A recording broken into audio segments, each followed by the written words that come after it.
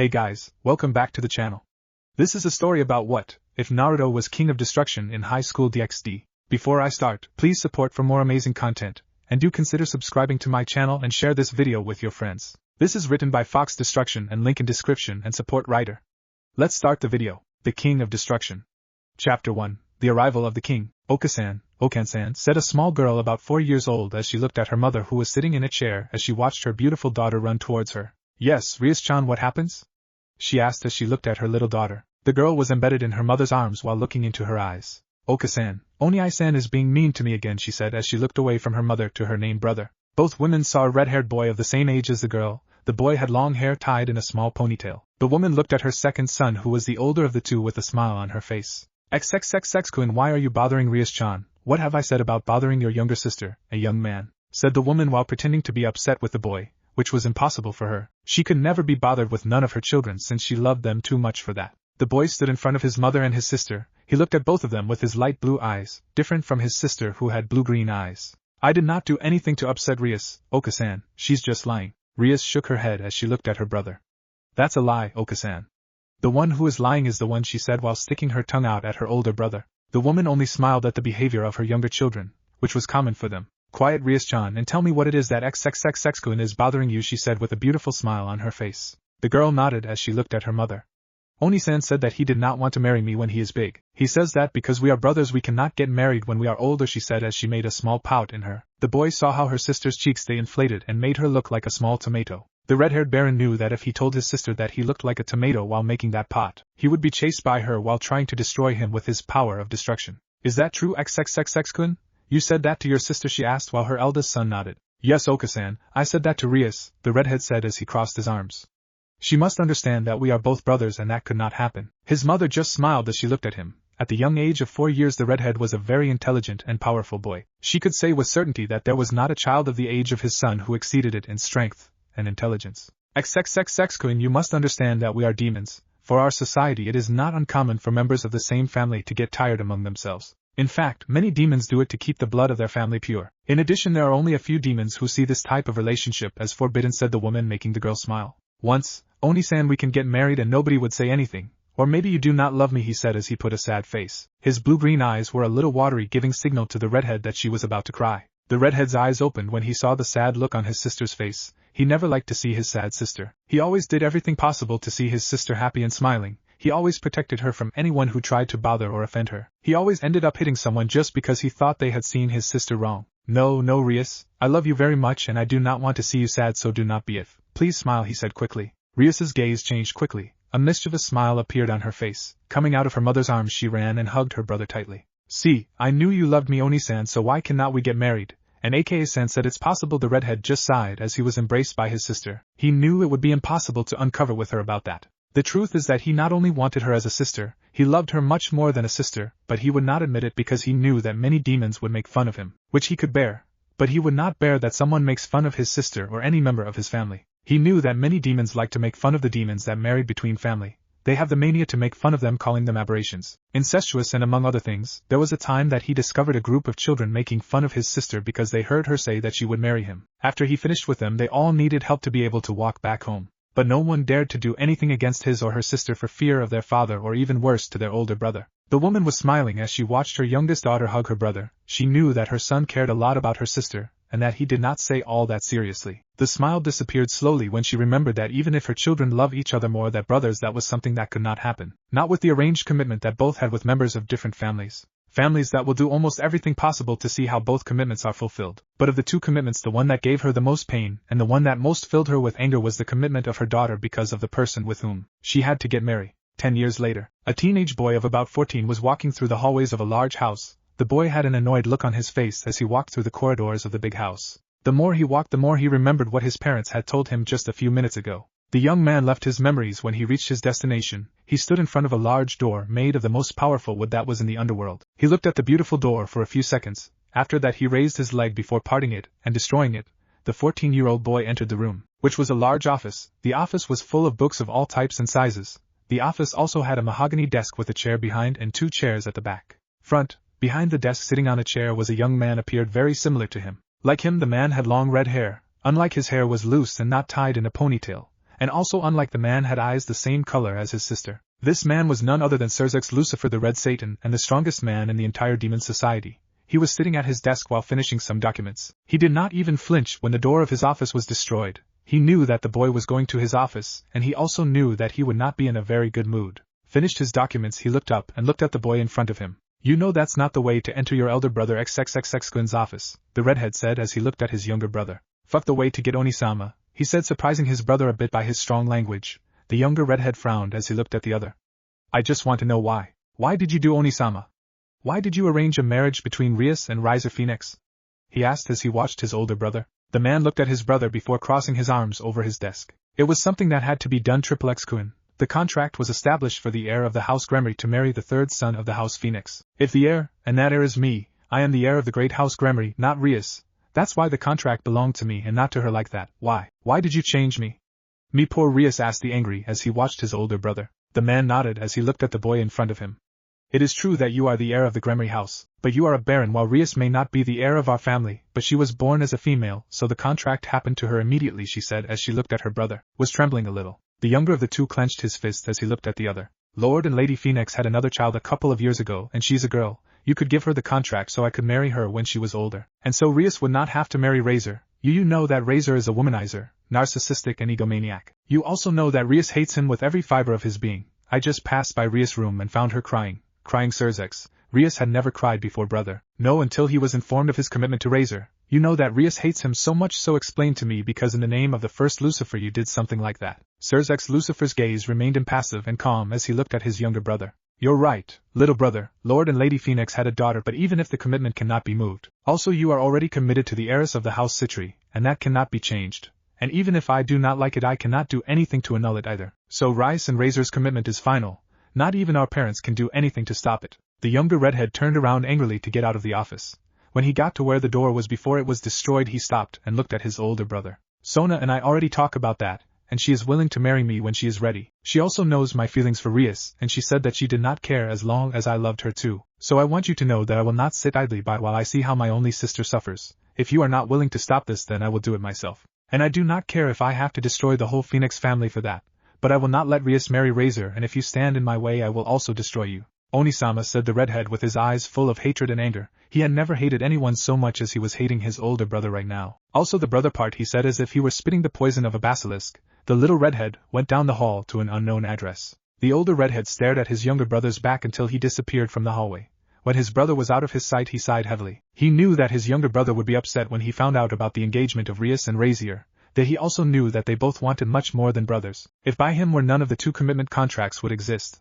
But he could not do anything. The Gremory family had an outstanding debt with both families that could not be denied. And once the compromise between the Gremory and the Citri was nullified when he and Seraphol were chosen. But unfortunately for both of them, he had fallen in love with another woman who ended up being his wife and the mother of his young son. That's why when both the family knew that their mother Venelana would have a female and a baron, they decided to pass the contracts to them. So when the children were born, the family decided to let them grow together so that they get to know each other. When the heirs of the House Citri and Gremory were old enough to understand, they were informed of the commitment contracts. Fortunately for both families, both heirs were born with a mind superior to that of any of their age, and that led them to mature at a young age. Making the parents' work was much easier for them. After both heirs knew about the contracts, they completely agreed with him, and they never refused, since both had grown up together and had feelings for each other since they met for the first time. But in the case of Rias was totally deferential. She from the first day she met Razor despised him for his arrogance and for the way he treated others, as if they were all his slaves and he was the king and owner of the world. So both families had decided to wait a while to tell Rias about the commitment, and see if his opinion of Razor changed.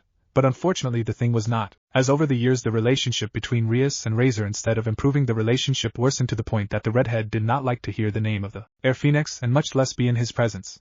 To make things worse, Rias became enraged and saddened when she learned that she was engaged to Razor. Sirzechs stared down the hallway where his brother went before returning to do his job with a sad look on his face. 5 years later, a young man of about 19 was standing on a large, high hill. In front of him was a large and elegant mansion which was full of people who were celebrating some kind of party. In the middle of it all you could see a blonde boy next to a beautiful young redhead who had a sad look on his face. The man was dressed in black pants. Covering his chest was a white t-shirt under one of a black jacket. The boy had a transparent lenses on his face which protected some beautiful blue eyes. In his right ear there was a small red earring with the symbol of the Gremory house on it. His hair was blood red which was tied on his back. Behind the man you could see more people. One of the people behind him approached the red-haired boy who was seeing the red-haired girl inside the mansion, which was being presented as if it were some kind of prize or steak of the best meat that exists. The man could not believe how low his species had fallen. He knew that they were better than many other species, but what he was seeing in front of him told him otherwise. Tell me, Rin, how or when was our species called so low? He said while looking at the girl in front of him.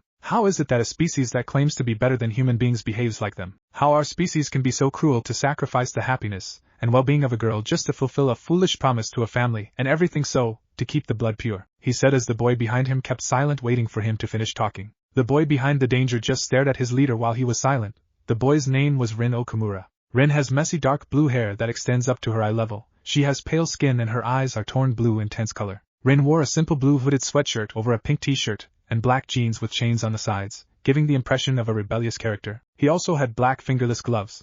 In his hand was a sword which he called the kurikara. The kurikara, it is a one-edged sword. Its blade is traditional gray. The handle of the kurikara is the classic handle of a normal katana with ribbons or amulets tied at the end of it. The color of the pod of the kurikara is blue, similar to that of the mango, has several colorful elements making it a very striking katana. Rin is the only gentleman in the nobility of the red-haired boy because to resurrect him the 2 pieces of redhead knight were needed. Both boys heard someone shouting that Rias Gremery's virginity belonged to him. The redhead's eyes narrowed dangerously behind their transparent lenses. Rin saw the look of his leader and a smile appeared on his face. I think it's about time we introduced ourselves, Naruto, he said while saying the name of the redhead for the first time since they both reached that hill. Naruto nodded as he raised his right hand. Yes, I think it's time for hell to know that the King of Destruction is back. In the redhead's hand formed a blackish-red ball. The redhead crushed the ball that formed in his hand. The ball, it was compressed for a second until it turned into a 3-meter spear. The redhead raising his hand and throwing it back before throwing it into the mansion. The throw destroys the window where he was seeing all the people. The spear fell in the middle of a group of people that had formed around the redhead. The group was formed by the redhead who was being shown as a trophy. A blonde boy with arrogant face who was dressed in a suit of white. Among the group were also a boy dressed in some kind of school uniform. Next to him there was also a red-haired man whom many could recognize as the Demon King Lucifer. Naruto saw how the spear exploded in the middle of the group. He also saw that everyone could jump by the time before being affected by the dangerous spear he had thrown. As soon as he saw that everyone could get out unharmed, he turned and looked at all those who accompanied him. You wait here, Rin, and I will take care of all this. All those who were in front of the blonde nodded and both boys disappeared. Inside the mansion minutes before, the great hall of the Phoenix House was full of many demons who were invited to celebrate the engagement between Rias Gremery and Razor Phoenix. Among the guests was Sona Citri with her queen Tsubaki Shinran. Also among the guests was the rest of the nobility of Rias Gremery and many demons of important noble houses. Everyone present heard the squeak of a bird. After the squeak calmed, a small column of was appeared, and from it came Razor Phoenix dressed in a white suit. Renowned nobles of the underworld. The Phoenix family feels honored with their sight and presence tonight. You were invited to this historic moment where I, Razor Phoenix, and the heir of the Gremery family, Rias Gremery, will formally announce our commitment, he said while making everyone look at him, especially the members of the Rias nobility who were not happy with what they were seeing. Without further ado, let me introduce you to the beautiful Rias Gremery, he exclaimed as he stretched out his arms and a magic circle appeared. The circle had the emblem of the Gremery house, and the second heir of the Gremery house came out. As soon as Rias appeared, the doors that connected the hall to the hall and the whole house was opened. Everyone present turned to see the person who had just arrived. Rias's eyes opened when he saw that it was his only pawn, Issei. She exclaimed when she saw her pawn standing at the door. Behind the chestnut boy were the unconscious bodies of barge guards of the Phoenix House. Razor stands in front of Rias while looking at the brown boy, the same boy he had beaten during the qualifying game he had against Rias. How do you dare to enter dash? Razor could not finish what he was saying because he was interrupted by Issei. I am Issei Hayato, a member of the Ku Academy's Research and Occult Club, he exclaimed as he showed all his booster gears. And the virginity of my president Rias Gremery-sama belongs to me. All the demons present were surprised at the boy's bold statement. Even Rias herself blushed at the declaration of her pawn. She could not believe that Issei came here after what had happened, and much less could believe what he was saying in front of so many important people. She could feel like all the demons along with her brother and friends looked at her because of what said the redhead. Her gaze crossed for a few seconds with that of her best friend Sona Citri, and she saw how the girl in glasses shook her head in disagreement with what the boy with brown hair had said. What? How dare you say that when Rias is engaged to me?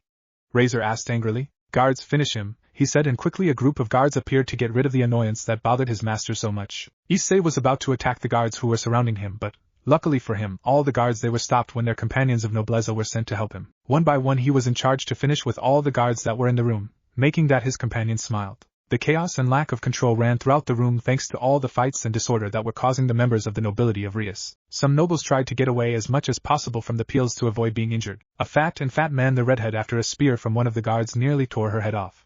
Rias Dano, what does this mean? A little show that I prepare, said a voice that appeared in front of Rias and Razier. All the fight stopped when they recognized the owner of the voice. Oni-sama, Rias said, surprised to see one of her two older brothers. Razor bowed a little before his leader before speaking. Sirzechs-sama, what do you mean by a little show? Asked the third son of the noble house Phoenix. The mouse smiled a little when he saw the boy in front of him. Razor-kun, it was very interesting to watch the raiding game, but to fight against my younger sister who has no experience, and who also had half of her pieces, was, well, he finished while leaving the meaning of his words in the air. Razor's gaze changed to one of anger as he looked at his leader. The man was saying in a few words that his fight was not something to his liking, and it was not very fair for his sister. Do you have any complaints about the fight? He asked as he tried to contain the desire he had to want to hit his leader in the face. No way.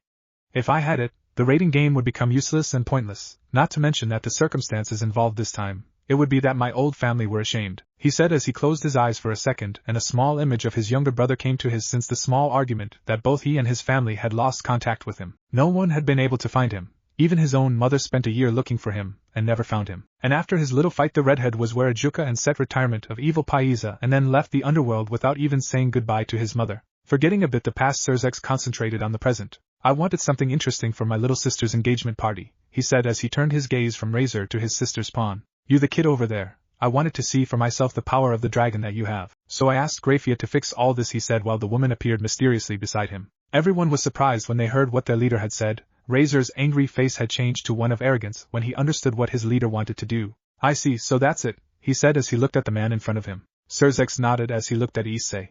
Dragon against Phoenix, a clash between legendary powers holders would make this party very interesting, do not you think? He asked no one in particular. Suddenly the Lucifer's eyes opened when he felt something coming at full speed towards them. Everyone run! As soon as he said that, a blackish-red spear landed in the middle of them all, and only 2 seconds later it exploded. The whole room was covered with an intense red light, smoke, debris and screams could be heard from everyone present. Seconds later everything calmed down. The eyes of Sirzechs Lucifer were the first they saw and recognized one of the 2 figures that appeared after the explosion. So you have returned home, Oturo, he said, surprising everyone. All those present looked up to see if what their leader had said was true. When they did, none of them could prevent their eyes from filling with surprise because in front of them was Naruto Gremory, the second son of Lord and Lady Gremory. Same high-class demon who had disappeared 5 years ago without saying anything to anyone including his own family. For years many looked for the redhead but no one could ever find him. No matter where they searched he never appeared and many began to believe that he was dead. Of all those who were completely surprised, but no one could get over Rias, the redhead had her eyes open until she could not. The happy cries began to come out of their greenish-blue orbs. The happy grimaces of seeing again her brother after 5 long years where she had never heard from him. And Naruto Onisan, she said, calling the attention of the blonde. The redhead's eyes changed quickly when she saw his brother's blue eyes. His eyes were no longer warm and full of joy and affection as when he looked at her before when they were children. Now his look was full of hatred and contempt. Do not you dare call me Gremory like that, said the redhead while looking at his younger sister. Rias took a step back as if she had been hit in the face by a large mallet. The tears of joy and happiness were replaced by tears of pain and suffering upon hearing the hard words of her brother. He had never spoken to her about that she had not given him a look like the one he was giving her, let alone called her by her last name. But Oniase I told you not to call me Gremory, you lost the right to call me that. For you I'm just Gremory-sama or Naruto-sama. The redhead's heart broke when she heard her brother say those things. She fell to the floor while the tears came out uncontrollably from his eyes. Akino along with the other members of the Rias nobility approached her. The black-haired girl hugged her friend to comfort her while looking at the redhead with a bit of hatred in his eyes for the way he was talking to his own sister. You do not think that's a very cruel way to talk to your younger sister, Naruto-kun, Sirzechs said as he looked at his younger brother. Naruto's hateful gaze went to his older brother who remained unperturbed despite the look of the younger redhead. The redhead was about to say something but stopped when he felt someone was taking him for the man. Hey you! I do not know who you are or who you believe, but I will not let you talk to Rias Bucho like that, said Issei as he turned and looked at the redhead directly in the eyes. Issei no! Shouted Yuto and Kaneko, but it was too late. Naruto saw the boy who was touching them. The redhead turned quickly and hit Issei directly in the face. The blow was so strong that it sent the chestnut to crash against the wall after knocking down tables. Never in your life you touch me again, Naruto said while looking at the boy who was trying to get up from the floor. Razor smiled at the way Naruto had treated his sister's pawn. The Phoenix approached the redhead and placed his hand on his shoulder just as he had done the other boy. It's good to see you after so much time, Naruto. I also see that you keep putting the garbage in its place. Naruto raised his right hand and pointed it at the center of Razor's chest. A dark purple sphere formed in his palm and he shot out quickly and hit the members of the Phoenix family when he was sent to squeeze against the wall just like Brown. Do not ever talk to me like we were any kind of Phoenix friends. For me the only rubbish here is you and all who support this false, he said as he lowered his hand and looked at everyone around him. Some of the demons cringed when the look the redhead fell on them. Quickly the members of the Razor nobility raced towards their fallen leader and helped him to get off the ground. Razor-sama is fine? Asked the girl with cat ears. The girl's eyes filled with hate, and she looked at the redhead. You dare to do that to Razor-sama, you will pay for that with your life, she said angrily as she stopped ready to fight with the redhead. She along with all her nobility companions ran towards Naruto with the intention of making him pay for what he did to his leader. The redhead saw how they all ran towards him, so he unleashed half of all his power. Quickly all the demons except Sirzechs, Grafia and Rin fell to the ground when they felt an incredible pressure on them. The pressure exerted by the release of half of Naruto's power was causing everyone to begin to sweat. Many were breathing hard while others were lying on the floor unconscious. The members of the Razor nobility were terrified when they saw the redhead's gaze. The look that he was giving him made them feel that they were in the presence of the same death. All were scared and terrified, they were all afraid for their lives. One after another they began to fall unconscious, unable to bear the pressure exerted by the great power of the redhead on them. See how much power Kaneko thought as he looked at his leader's brother. She never thought Naruto would become even stronger than the last time she saw him. When he was still in the Gremory house he always treated her well, and she always gave him sweets while she stroked his head. She felt devastated when she learned that he had left without even saying goodbye to her. When Naruto-sama became so powerful. So much power, this is so overwhelming, thought Akino as the sweat ran down his forehead. The brunette was sweating and getting more and more excited. The pressure exerted by the power of the young heir was making her aroused as never before, had done nothing or nobody. Even the biggest torture that she had applied to a vagabond demon had put her like that. She would have to take a good bath and take off her underwear since she was all wet and not from the sweat that ran through her body. And Naruto-sama, please stop, Kiba said as he looked at Naruto. The knight's breathing was very irregular, and he was about to lose consciousness. Naruto looked at Rias's blonde knight. He and the boy always got along when he was still in the earthly world. Feeling that someone was touching him, the Gremory looked and saw that it was his knight, who shook his head while looking at him. Naruto took a deep breath for a second and all his power disappeared. All those who are still aware began to breathe well again, relieved that the redhead finally calmed down. Naruto looked at his brother in front of him. Both red-haired men stared. Naruto raised his hand and pointed his palm towards his brother just as he had done with Razor. A sphere of destruction was formed in the hand of the boy. Before Naruto could shoot the sphere against his brother, Grafia stood in front of him. Move, Grafia, he said as he looked at his brother's wife. The silver-haired woman shook her head as she watched the redhead in front of her. I cannot do that, Naruto-sama. As leader of the House Crush's Gremory, I cannot allow anything to happen to my lord, she said in her quiet, stoic voice. I am the heir and leader of the Gremory family, Grafia, for which it is your duty to obey my orders, so move now. I do not want to hurt you, he said. He was very fond of and appreciated the woman in front of him because she was one of the women who raised him along with his mother. Every time his mother was a bit exhausted she always stayed with him and Rias. She too is the mother of his only nephew whom he loved and pampered a lot while he was still at home. Because of that he did not want to attack her. He did not want his nephew to bother with him if he attacked his mother. He knew that the boy would be furious with him for disappearing for 5 years. 5 years where he never called or congratulated on his birthday. It is true that you are the heir and future lord of the Gremory house. So as the queen of Lucifer-sama, my duty is to protect him from any threat. Including you, Naruto-sama too, he said as his gaze went cold and unleashed a little of his power. Silver looked red for what seemed like an eternity. None were willing to turn back. Everyone could feel how the temperature dropped slowly due to the power of the woman who was known as one of the most powerful women in the whole underworld. Naruto sighed as he made his power disappear. The nape would dare to hurt the wife of his brother who was the mother of his little nephew whom he loved very much. Grafia also calmed down as he made his power disappear. The temperature slowly returned to normal and many demons sighed happily that both did not decide to fight. They did not want to be in the middle of a fight where two of the most dangerous powers of the underworld untie. Sirzechs also sighed as he disappeared a sphere of destruction that he had created in his right hand. He was ready to attack the younger redhead if he said to lay a hand on his wife. He would not kill his brother, of course. After everything, if he did it, his mother would never forgive him if he left it to live clear. Moving his wife aside, he stood in front of his rebellious brother. You have become very powerful, Naruto-kun. I also see that you have got very strong allies. While Sirzechs spoke, Naruto just stared at him without saying anything. It seems you're not very talkative today, but I'd like to ask you a question. Which is, what are you doing here, Ototo? Naruto stared at his brother for a few seconds before answering. I already told you the last time we saw each other. I will not let this wedding go ahead no matter who gets in my way, and anyone who dares to interpose will be destroyed by me. And that also includes you, Sirzechs, he said while everyone was amazed by his statement, and his lack of respect for his leader. Sirzechs was about to say something but was interrupted by Issei, who had recovered from Naruto's incredible show of power. Fear, I do not care if you're Butcho's brother or not, but I'll kick your ass for talking to you like that, he said as he looked at Naruto furiously. A fireball happened a few millimeters from Naruto's face. The redhead looked at Razor, who had recovered completely from the attack of the Gremory and his show of power. Stop the commitment, you say. To do that you'll have to pass over me. I already beat your sister, and I was also about to beat that boy. But I changed my mind. I'll finish you and then I'll get married with Rias, Razor said while watching the redhead. Naruto looked at both boys in front of him, pointed his hands at each of them. A ball of destruction was created on both palms. Before he could attack, both spheres were destroyed by Lucifer. Naruto looked at his brother who was smiling at him. I see that the three of them have a lot of energy and a lot of desire to face each other. So why did not they send the three of them to a place where they can face each other freely and without anyone interrupting them? What do they say, Razor-kun, Issei-kun, Naruto-kun? He asked as Riser and Issei nodded. Naruto just stared at his brother before looking at Rias. Both brothers looked into each other's eyes. The third heiress of the Gremory house shuddered when her brother's eyes were looking at her with hatred and contempt. She could also see the sadness and betrayal in them. Next to that, she could also see much regret in the eyes of the redhead. Do what you want, said the redhead after removing his eyes from his sister. Well, I'll send the three of you to a place where you can fight freely, he said as he created a transport circle. Rias' eyes widened in shock when she saw Issei being transported with his brother and Razor so he could fight. Issei, no, she shouted as she tried to stop the brunette. Unfortunately, she could not make it in time. She looked at her older brother who had created portals so that everyone could see the fight. Oni-sama, please stop this. We cannot let Issei fight Razor and Naruto and Ai-san. Sirzechs shook his head as he looked at the redhead. There is nothing that I can do, Rias. Both Naruto and Issei-kun came with the sole intention of stopping this commitment, while Razor-kun will do everything possible for this to take place. So there is nothing what can be done to prevent these three from fighting, he said as he looked away from his brother towards his younger brother. But what worries me is the behavior of Naruto. They changed a lot since he left home 5 years ago. You only saw the way he talks to you and how he looks at me. It's as if he hated us both. Rias' eyes opened. She thought that she was the only one who saw that in her brother.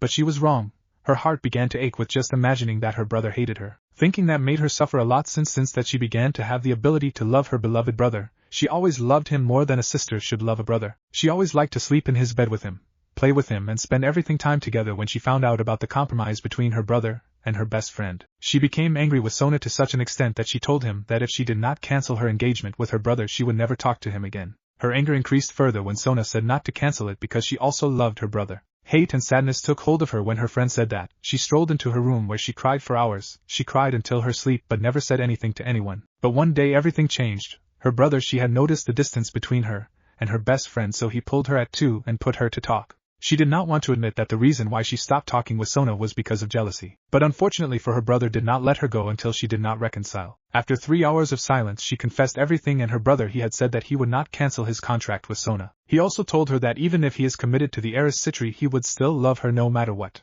When she heard that she became very happy and hugged her brother and her best friend. Her happiness was so great that she ended up giving her first kiss to her brother to Sona's consternation. The heiress Citri did not want to be left behind and also kissed her fiancé, which led the girls to a competition of which one kisses the blonde more. When it was over, all three of them ended up red for everything they had done. The redhead left his thoughts when she noticed something she had not seen. She noticed that among all the people who had been invited there was someone she did not see at first.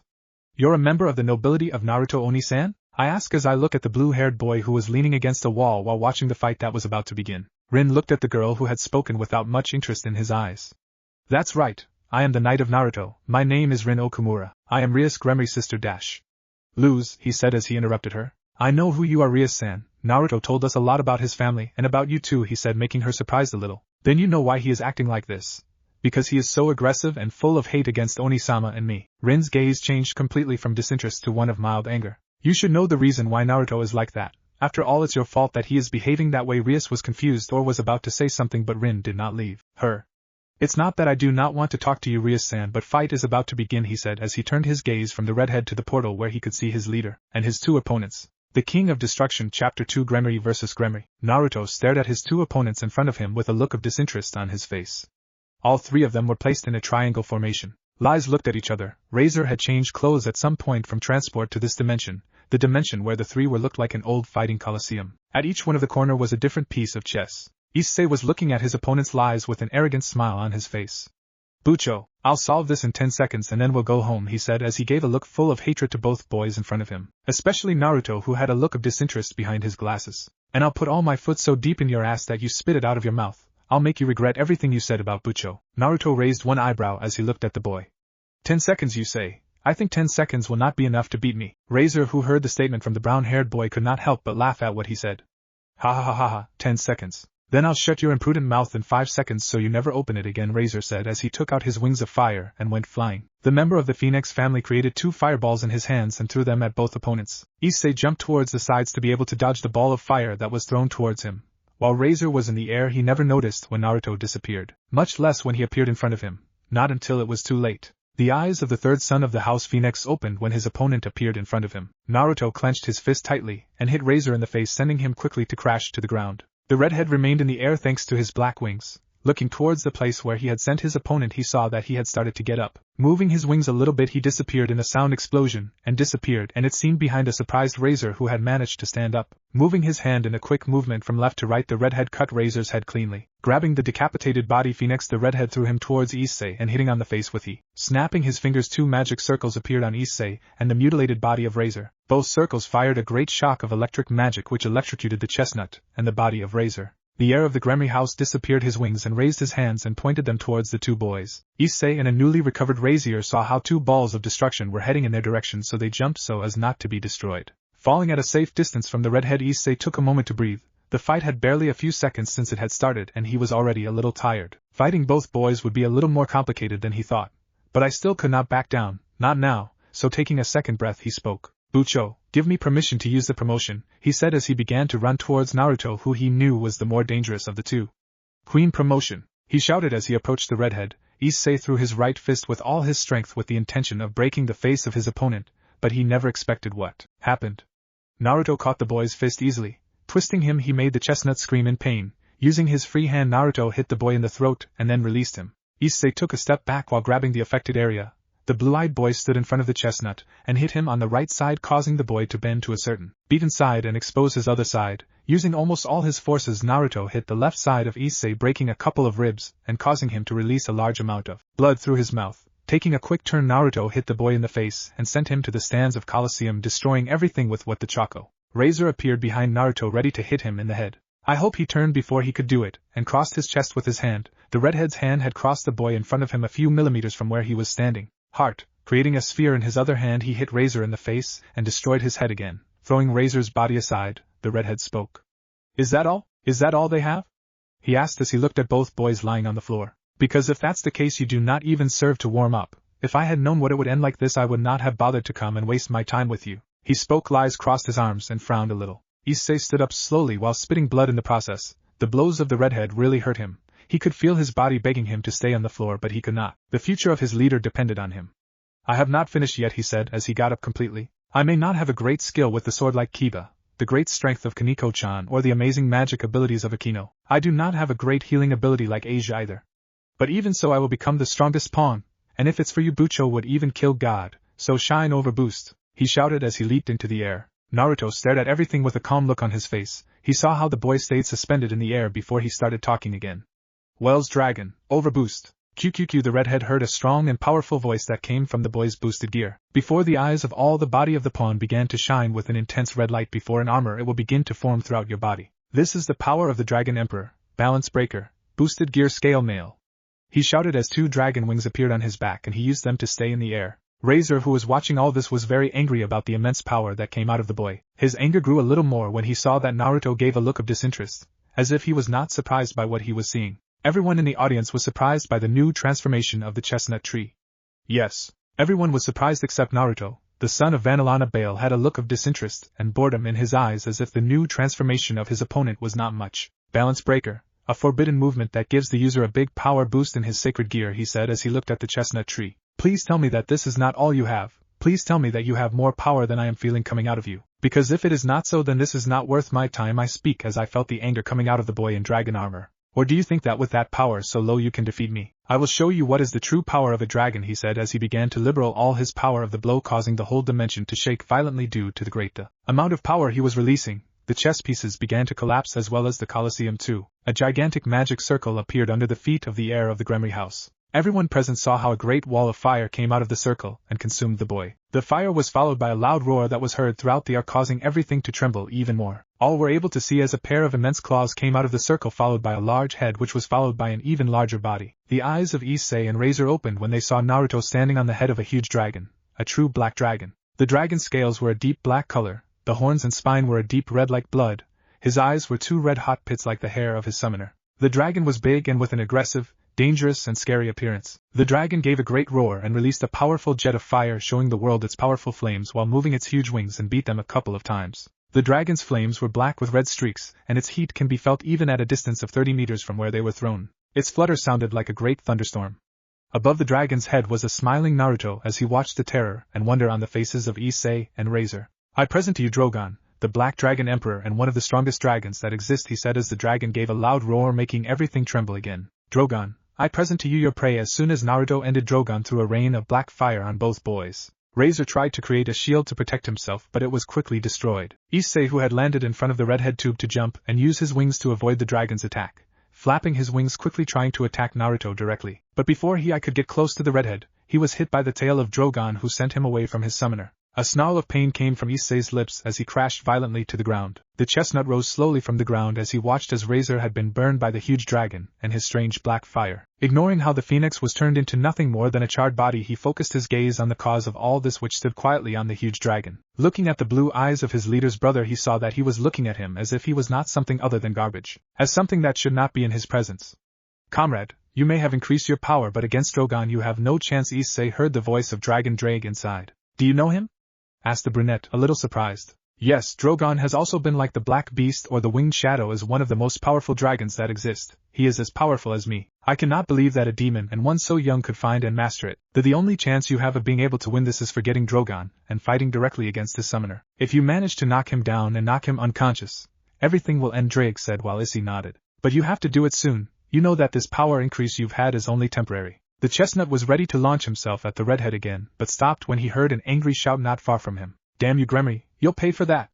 Razor shouted after healing from the dragon's wounds. The member of the Phoenix family created hundreds of magic circles which surrounded Naruto and his dragon. In front of Razor appeared a magic circle 10 times bigger than all the others. "Now turn into ashes," he shouted as he looked at the blonde with his eyes full of hate. A great storm of fire came out of all the magic circles and covered the dragon duo and invoker in front of him. The fire consumed both Naruto and his dragon. For various minutes the fire came out of the hundreds of magic circles and covered both. During all that time nobody saw or heard anything of Naruto, not a cry or a lament, nothing, absolutely nothing could be heard. But after a few minutes everyone saw how all the magic circles disappeared and as slowly the fire went out. When all the fire was consumed, Razor took a couple of steps back in shock and horror. That is impossible, as it is possible that you could survive something like that. That must have ended your life and that dragon's, he said when he saw Naruto completely unharmed just like Drogon. Not a single scratch I could see about the redhead. Even his clothes were completely unharmed. Anyone who looked at the blonde would think that Razor's attack had never happened. Naruto stared at the phoenix with the same calm look he had had for a while. He kept looking at Razor and his other opponent as if they were nothing in front of him. Razor was completely scared when Drogon ducked a bit to look directly at the face. A small snort came out of the nasal pits of the fearsome dragon. "You, little insignificant devil, dare to attack my partner," Drogon said as his mouth began to fill with black fire. "I will teach you to have respect for your superiors, small worthless demon," Drogon said into a great jet of black fire which consumed Razor completely. After a few short seconds both the member of the Phoenix family and the place where he was standing completely disappeared. The disappearance Razor caused that only Naruto and a surprised Issei were in the fight arena. Averting his gaze from the place Razor occupied only a few years ago, the future lord of the house Gremry looked at the chestnut boy in front of him, and for the first time since the fight began his gaze changed completely to one full of hatred and rage. His eyes changed some impassive and bored with hate and anger. But suddenly the redhead fell to his knees on Drogon, while holding his head tightly. "Arg," he began to scream as he moved his head from side to side. "I love you, Oni-chan. Oni-chan, I want to marry you and only with you. I will always love you and only you, Naruto-kun. Do you also truly love me, Naru and I?" Various images and memories began to quickly pass through Naruto's head as he writhed in pain over the head of the immense black dragon. "Shut!" Naruto said as he tried to stop the constant memories and the voice of his sister in his head. "You will be mine, Oni-san. Shut! We will have many sons, Oni-san." "No! Shut up, you betrayed me. You're nothing to me. I do not love you anymore, so get out of my head," he said as he writhed again and again to try to keep his voice away. His sister, but it did not matter what he did, the voice and the memories kept coming. "Oni-san, I love you. I love you too, Rias-chan." "No!" Naruto shouted loudly when one last image of the smiling redhead appeared in his head. The pain was so great and intense that he lost sight of everything around him and everything around him. Because of that he never did not realize or he noticed when Issei had approached him on his right side. "Take this, damn bastard," shouted Issei as he grabbed the redhead by the neck. Clenching his fist, the chestnut hit the redhead so hard that he sent him so fast to the ground, so fast that anyone could have mistaken him for a missile. Naruto hit the ground, creating a small crater around him. Drogon's eyes narrowed when he saw the redhead on the floor. He did not know why he had begun to scream so suddenly. He had never seen him form that way, as so little had seen him lower his guard. "Naruto, is Naruto okay?" Drogon asked as he watched the redhead slowly rise from the ground. "If I'm a good partner," Naruto said while he could feel his head calm down a bit. "Alone were bad memories, that's all." Drogon nodded before looking at Issei, who had landed away from the redhead and the dragon. You'll regret that, he said as he prepared another ball of fire.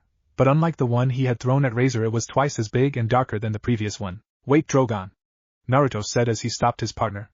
I will personally take care of him. You can go back home, he said as he walked until facing Issei. Drogon looked at his leader before speaking. Are you sure about this, Naruto? He asked as the heir nodded. Well, we'll all be waiting for you at home, he said as he created a great circle and completely disapproved. You said you would end this fight in 10 seconds. It's been almost 10 and we're still here, Naruto said as he looked at the boy in dragon armor. You thought that by just having that secret guards you were special, Naruto said as he began to unleash all his power slowly again. You think that by having one of the 13 Longinus you are powerful. You think that by being reincarnated with 8 pawns gives you the right to take what is not yours. You think that because my sister pays much attention makes you more special than everyone else. I am Naruto Gremory, son of Vanillana Bale and Zalticious Gremory, the sole and legitimate heir of the noble house Gremory, and I will destroy you. The more Naruto talked, the more his power increased. The redhead's eyes changed color. Now his eyes were no longer blue but green. In just a blink Naruto ran to Issei and hit him in the stomach. The body of the chestnut rose up 10 meters into the air, but before it continued to rise, Naruto appeared on him and hit him with the heel of his foot in the head, sending him to the ground, creating 2 spheres of destruction. He threw them down and hit his enemy in the back. Landing on the ground, the redhead jumped back and slid across the ground when he saw that his attack had not caused enough damage. THC, that thing is tougher than it looks, but I'll still end with her and you, he said as he watched as the chestnut began to rise from the ground. And it seems that someone wants to continue suffering. Just surrender and maybe destroy you quickly and painlessly. I will never give up. I'm not finished yet, he said as he got up completely and harder. 2 thrusters came out of Issei's back as he ran towards Naruto and hit him in the face. The blonde only moved a few meters back since the blow was not as strong as the chestnut thought. Naruto looked at the boy who had hit him with his green eyes. A look even more furious than before formed on his face. How dare your piece of shit! To Naruto stopped when he felt something hot on his cheek. Slowly he felt as the hot was increased until it became unbearable. Arid, Naruto yelled as he fell to the ground clutching his cheek which was burning hot. Damn bastard, you made me? He asked as he grabbed the injured area. He knew that a single stroke of this weakling was not enough to hurt him.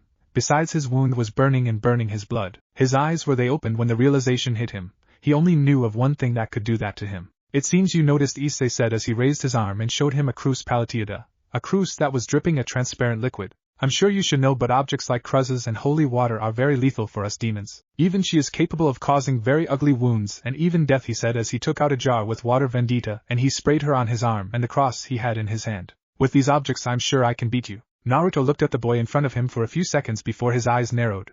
Placing his hand on his burned cheek, he made it begin to heal slowly. After his cheek was completely healed, he got up from the ground and faced your opponent. I see, you sacrifice your arm to the dragon inside of you so that you could use those sacred objects without suffering the consequences. That's right. I would love that and more, to be able to recover Rias and her virginity. After all, I'm the one who took her virginity. Naruto's body tensed quickly. His hair fell forward and covered his face. I see, he said as he raised his head, slowly looked at the chestnut. Issei involuntarily stepped back when he saw that the opponent's eyes changed again. Now his eyes were red. In just a blink, only a blink, took Naruto to cross the distance that separated him from his opponent, who was surprised to the core when he saw the redhead in front of him. Moving the air, Gremory took the boy by the neck and began to squeeze it tightly. Moving his other hand, he snatched the crus from his hand and threw it away from him, and ignoring the fact that his hand had burned when he took the cross. Using all his forces, he nailed Issei on the ground, creating a crater under the. He took Issei by his right leg, he raised and dropped from the Akara to the ground. Lifted again, he returned to do the same with the boy. The air Gremory repeated the same process various times, making Issei's armor begin to fall apart with each blow. Naruto stopped and saw that the boy was bleeding a lot. Turning various times, the redhead threw the pawn towards the stands, where it crashed violently and destroyed most of the place. After throwing the boy, he created a spear with his power of destruction in his hand and sent against the chestnut. The spear hit Issei in the leg, destroying his armor, but for strong chestnut his leg was unharmed. Despite all the blows and lessons, Issei tried to get up but to keep fighting, but before he could even put himself on guard, he found Naruto in front of him. The redhead took him by the throat again and picked him up. Using all his strength, Naruto hit him in the stomach, causing all his armor to be completely destroyed. A big glob of blood and saliva came out of Issei's mouth and fell on the clothes of the boy with red hair. Taking off his wings, Naruto flew up to the top of the fight arena. Looking at the chestnut, he let go and waited for him to be a few meters away from him. When Issei was at the required distance, Naruto was thrown behind him, and before Issei cholera, he took it again by the neck and create another spear of destruction in his hand, which he stuck in the stomach of Issei, making it begin to bleed. Seeing that the ground was very close, Naruto hit Issei in the face, sending him to crash against the ground. Turning as he descended, Naruto pointed his foot against the chestnut tree and planted it in the stomach of this, further aggravating his wound, and a large crater was formed under both. Jumping from the chestnut body, he created a magic circle which launched a large amount of water on the unconscious boy, who woke up quickly. After seeing that he was fully awake, he ran to him and grabbed him by the leg. Turning, he ran out of the crater while dragging the body of the bleeding boy. Out of the crater, the redhead jumped into the air and sent Issei against the ground again. Landed on the ground, Naruto walked towards his opponent only to find that he was unconscious again. Raised his right leg, he let it fall on the chest of the unconscious boy. Naruto observed the unconscious boy under his foot with a look of hatred and contempt. He wanted nothing more than to kill him and end his life, but even he knew he could not do that for two reasons. One was that regardless of the damage that the boy suffered, the seriousness removed from the arena before he died, and the other was that the deaths in a classification game were totally forbidden. At least the intentional killings, since it had seen occasions where a person had died during the game, but those occasions were very few and the deaths were not intentional, and, in case it was proved otherwise, the demon causing the death would suffer a terrible punishment regardless of whether it was from a family pillar or not. So, looking up at the purple sky, he spoke before closing his eyes. Sirzechs Gremory, present her before me. Now, Naruto said, but for a few long seconds nothing happened, and that made him angry a little more than he already was. Creating a sphere of his power of destruction in his hand, he placed a few inches from Issei's face. You have 3 seconds to appear before my Lucifer or I will destroy this boy's head, Naruto said, but like before nothing happened. 1, 2. Naruto stopped counting when he saw that a red light appeared in front of him, and her older brother came out. Sirzechs appeared in front of his younger brother with a face of total seriousness. Since he began the fight, he had noticed that Naruto had become stronger. He had also seen that the color of the eyes of his younger brother had changed twice, and with each change that had his power increase a little more. But what baffled him and terrified him a little was the brutal way in which he treated his sister's pawn. He fought against him as if he wanted to kill him, as if he did not care about the rules and consequences that were to cause the death of another demon during a game. Watching him, he saw that his now red eyes were a little bright, and full of hatred towards him. I'm here, Naruto. Now you can let go and cancel your power, he said while looking at the redhead. Naruto straightened a bit as he looked at his supposed older brother. He stared at him without canceling his power that threatened to destroy the face and head of the unconscious boy. He just stood there watching him while he was still pointed towards Issei's head. For a few long seconds he just stared at him until he decided to speak. Face my Sirzechs Gremory, or this boy dies, he said as he applied more power in his hand, making the ball grow a little more. You decide, Sirzechs, you face me or he dies, the choice is yours, he said as he looked at his brother with his red eyes. Why are you doing this, Naruto? Why do you behave like that? What happened to you to change so much? He asked as he looked at the heir of his family. Besides, I know you will not kill him. I know you know the consequences of killing another demon during a declassification match. A cold smile without emotion or feeling formed on the face of the redhead. You think I really care about the Sirzechs rules, he said as he applied a little more of his power to the sphere in his hand. The last time we saw each other I told you that I would not allow this wedding to take place. I told you that I would not let Gremory and Phoenix blood mix, and I also told you that I would finish all those who they get in my way, and that includes you as well as this guy. I already cancel and compromise between Gremory and Razor to finish these two, but I still have one to face. I still have to finish with the one that organized all this, and that's you. Brother, the way Naruto said the latter caused a small pang of pain in the heart of the current Lucifer. The way he said it was with so much hatred and contempt, as if he was addressing a mortal enemy, and not a member of his own family. Hardening his gaze, the leader of all the demons spoke.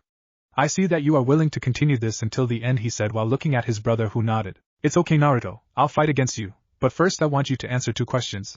Why do you mean Rias only because of her last name and not like your sister? Because she betrayed me and I will never forgive her for that, not after what she did to me, after she almost stained the honor and reputation of our family, she said as her eyes grew redder, making her power will increase a little more. I see. My second question is, if you are going to punish all those who participated in this commitment, will you also fight Ota-san and Oka-san? The surprise crossed Naruto's eyes when he heard what his brother had said. The surprise was so great that his eyes returned to their normal blue for a few seconds before turning red again. From our father, I'll take care of it after it ends with you, so we stop talking and start with this. Sirzechs nodded and snapped his fingers, causing a magic circle to appear under Issei's body and begin to slowly disappear until the only ones in the place were Naruto and his brother. Without any warning or adventitious, Naruto ran to the Satan, and when he was close to it to jump in the air. Sirzechs had to duck to dodge his brother's kick, quickly turning the deal to slam his fist against Naruto's back, who landed behind him. But he never expected him to turn quickly, and his fist crashing into his, making a shockwave would spread throughout the area where they were. The force behind the blow of both fighters caused the sand to shake violently. Frowning a bit, the heir of House Gremory knew he could not win against his opponent in a single brute force fight. He knew very well that although he did not look like his brother was very strong physically speaking, so jumping backwards the eye point the palms towards his opponent. Sirzechs had to start running to avoid all Naruto's destruction balls.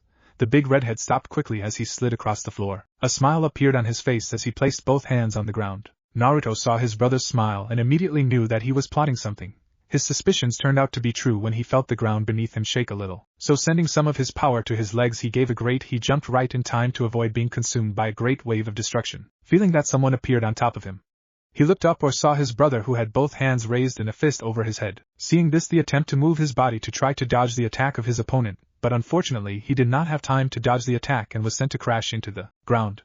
Hardly opening his eyes, Naruto rolled on the ground to dodge a kick that would undoubtedly have broken his entire face and possibly knocked him unconscious, using his hands as a support to get to his feet before bending over and sweeping his brother's legs. When his opponent's feet left the floor of it, he kicked him in the chest and sent him away from him. Pointing his hand towards his opponent, a purple sphere hit him and sent him towards a wall. But before that will happen, Naruto pulled his wings and quickly bolused until he was behind his brother, clenching his fist strongly, hitting Lucifer in the center of the back, causing him to return to the direction from where he came. Using his wings again, the deal to make the same, but before I could hit him, his brother pulled out his own wings and stopped in the air. Turning quickly, Sirzechs threw a covered kick of his family power towards his brother, who crossed his arms in front of his face to protect himself. The kick was so strong that the blonde was thrown backwards, but just like his brother had previously used his wings to stop and look at Demon King. Both brothers looked into each other's eyes for a second until the older of the two decided to speak. "You are still in time to surrender, Naruto. If you continue with this, you could be seriously injured." The reasoning with his brother, but he did not answer and just stared at him. The Lucifer sigh at the hard head that was his younger brother.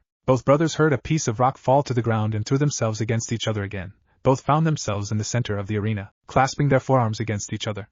The shock of both redheads caused the whole place to begin to be destroyed. Naruto separated a couple of steps and kicked his brother's head. Sirzechs took Naruto's leg with his right hand before using the left and hit him in the face. Lucifer saw how his brother was shaken by the impact, so he released his leg and hit him with Baro's hooks left and right in the face. Placing his hands behind the back of his opponent's neck, Sirzechs lowered him a bit before proceeding to hit him various times on the knee in the face. Naruto was beginning to be disoriented by the constant blows to the face. A small wave of pain ran through his body when he felt that his nose was broken by one of his brother's knees and the blood began to come out of her. Putting his hands in front of him, of the achievement to stop and grab the leg of his opponent, demonstrating great strength, the achievement to throw back and take his opponent with him. Now it was the turn of Sirzechs' face to hit something hard, because when the redhead threw him, his face hit the ground. Taking a small leap back, Naruto placed himself on his brother's back and hit him with his right fist so hard that it caused a small crater to be created under his feet, and that. His older brother let out a small cry of pain. Opening his palana, he pressed on the back of the red Satan. "Hakai," he said. The whole back of his brother began to be covered in a purple light which began to slowly disintegrate the clothes of this. Using his wings, he climbed to a certain height and pointed his hands towards his brother. "Hakai," he shouted as he threw various spheres of purple color towards his downed opponent. The whole place underneath began to be covered with dust and dirt, making it impossible for him to see anything. Turning his eyes to a corner, he could see his brother, who had removed part of his clothes and had thrown him away from him. Sirzechs watched with fascination as his clothes disintegrated slowly. If he had not acted quickly, that could have been him. Looking at the crater where he was a few seconds ago, he saw how it had deepened a little more when the strange purple spheres collided against the ground. Looking at his brother, he saw that this was giving him a cold but serene look with his strange red eyes. "It seems that you managed to create a different version of the power of destruction. Although this is not as strong as the power of destruction, but if faster. Without a doubt you are worthy of your title as the King of Destruction. But you must remember, little brother, that I am known as the God of Destruction," he said as he unleashed half of his power.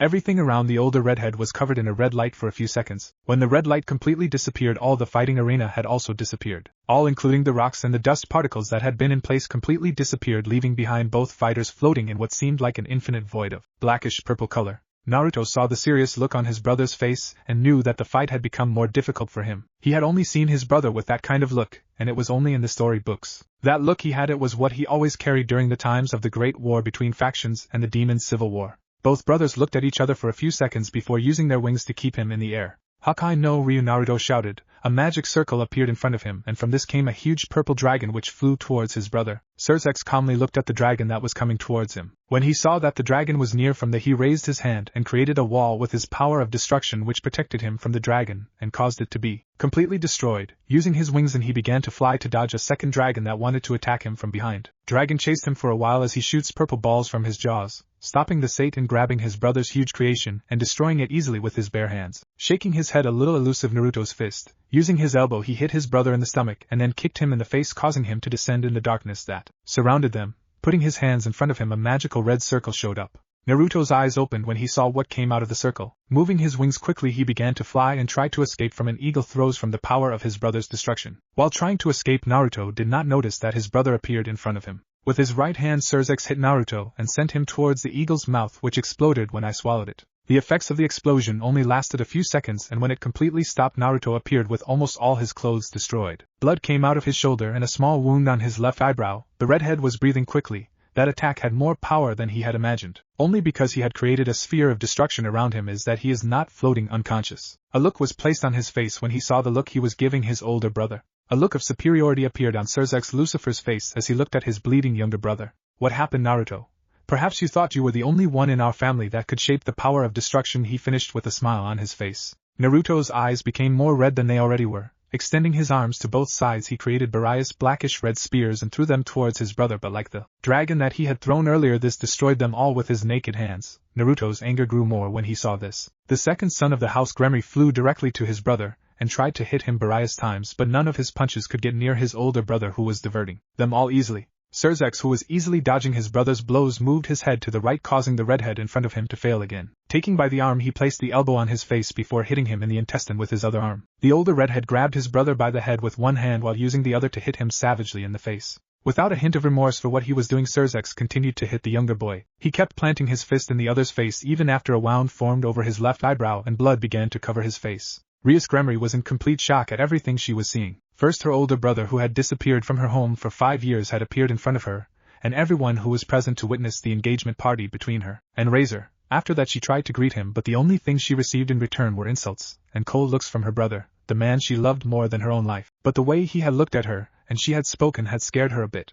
especially when he addressed her by her last name alone. To make matters worse, his brother Naruto attacked not only Razor and Issei but also tried to attack his other older brother. But thanks to his sister-in-law Grafia, the fight stopped before he could start. After threatening his brother, she saw how Naruto faced Razor and Issei, where he crushed them both emphatically. None of them had even the slightest chance against his brother. Also during the fight, she had realized that her older brother was not fighting against both boys but that he was playing with them. Her surprise turned into amazement when she saw how her brother invoked one of the most powerful dragons in the world, and with he proceeded to easily end Razor. She also saw that the dragon was not only Naruto's relative but apparently also a member of his nobility, along with the blue-haired boy named Rin Okumura. Her astonishment changed to horror when she saw her brother overcome and threatened to kill Issei if Sirzechs did not face him. She saw how her older brother decided to confront his other older brother in order to save the life of his pawn, and from at that moment things went from bad to worse. She and everyone present could see the great skill and power that both brothers had. She had to find a way to make both of them stop fighting, because the more they fought, things got worse, especially when her older brother Sirzechs had almost destroyed his other brother's face.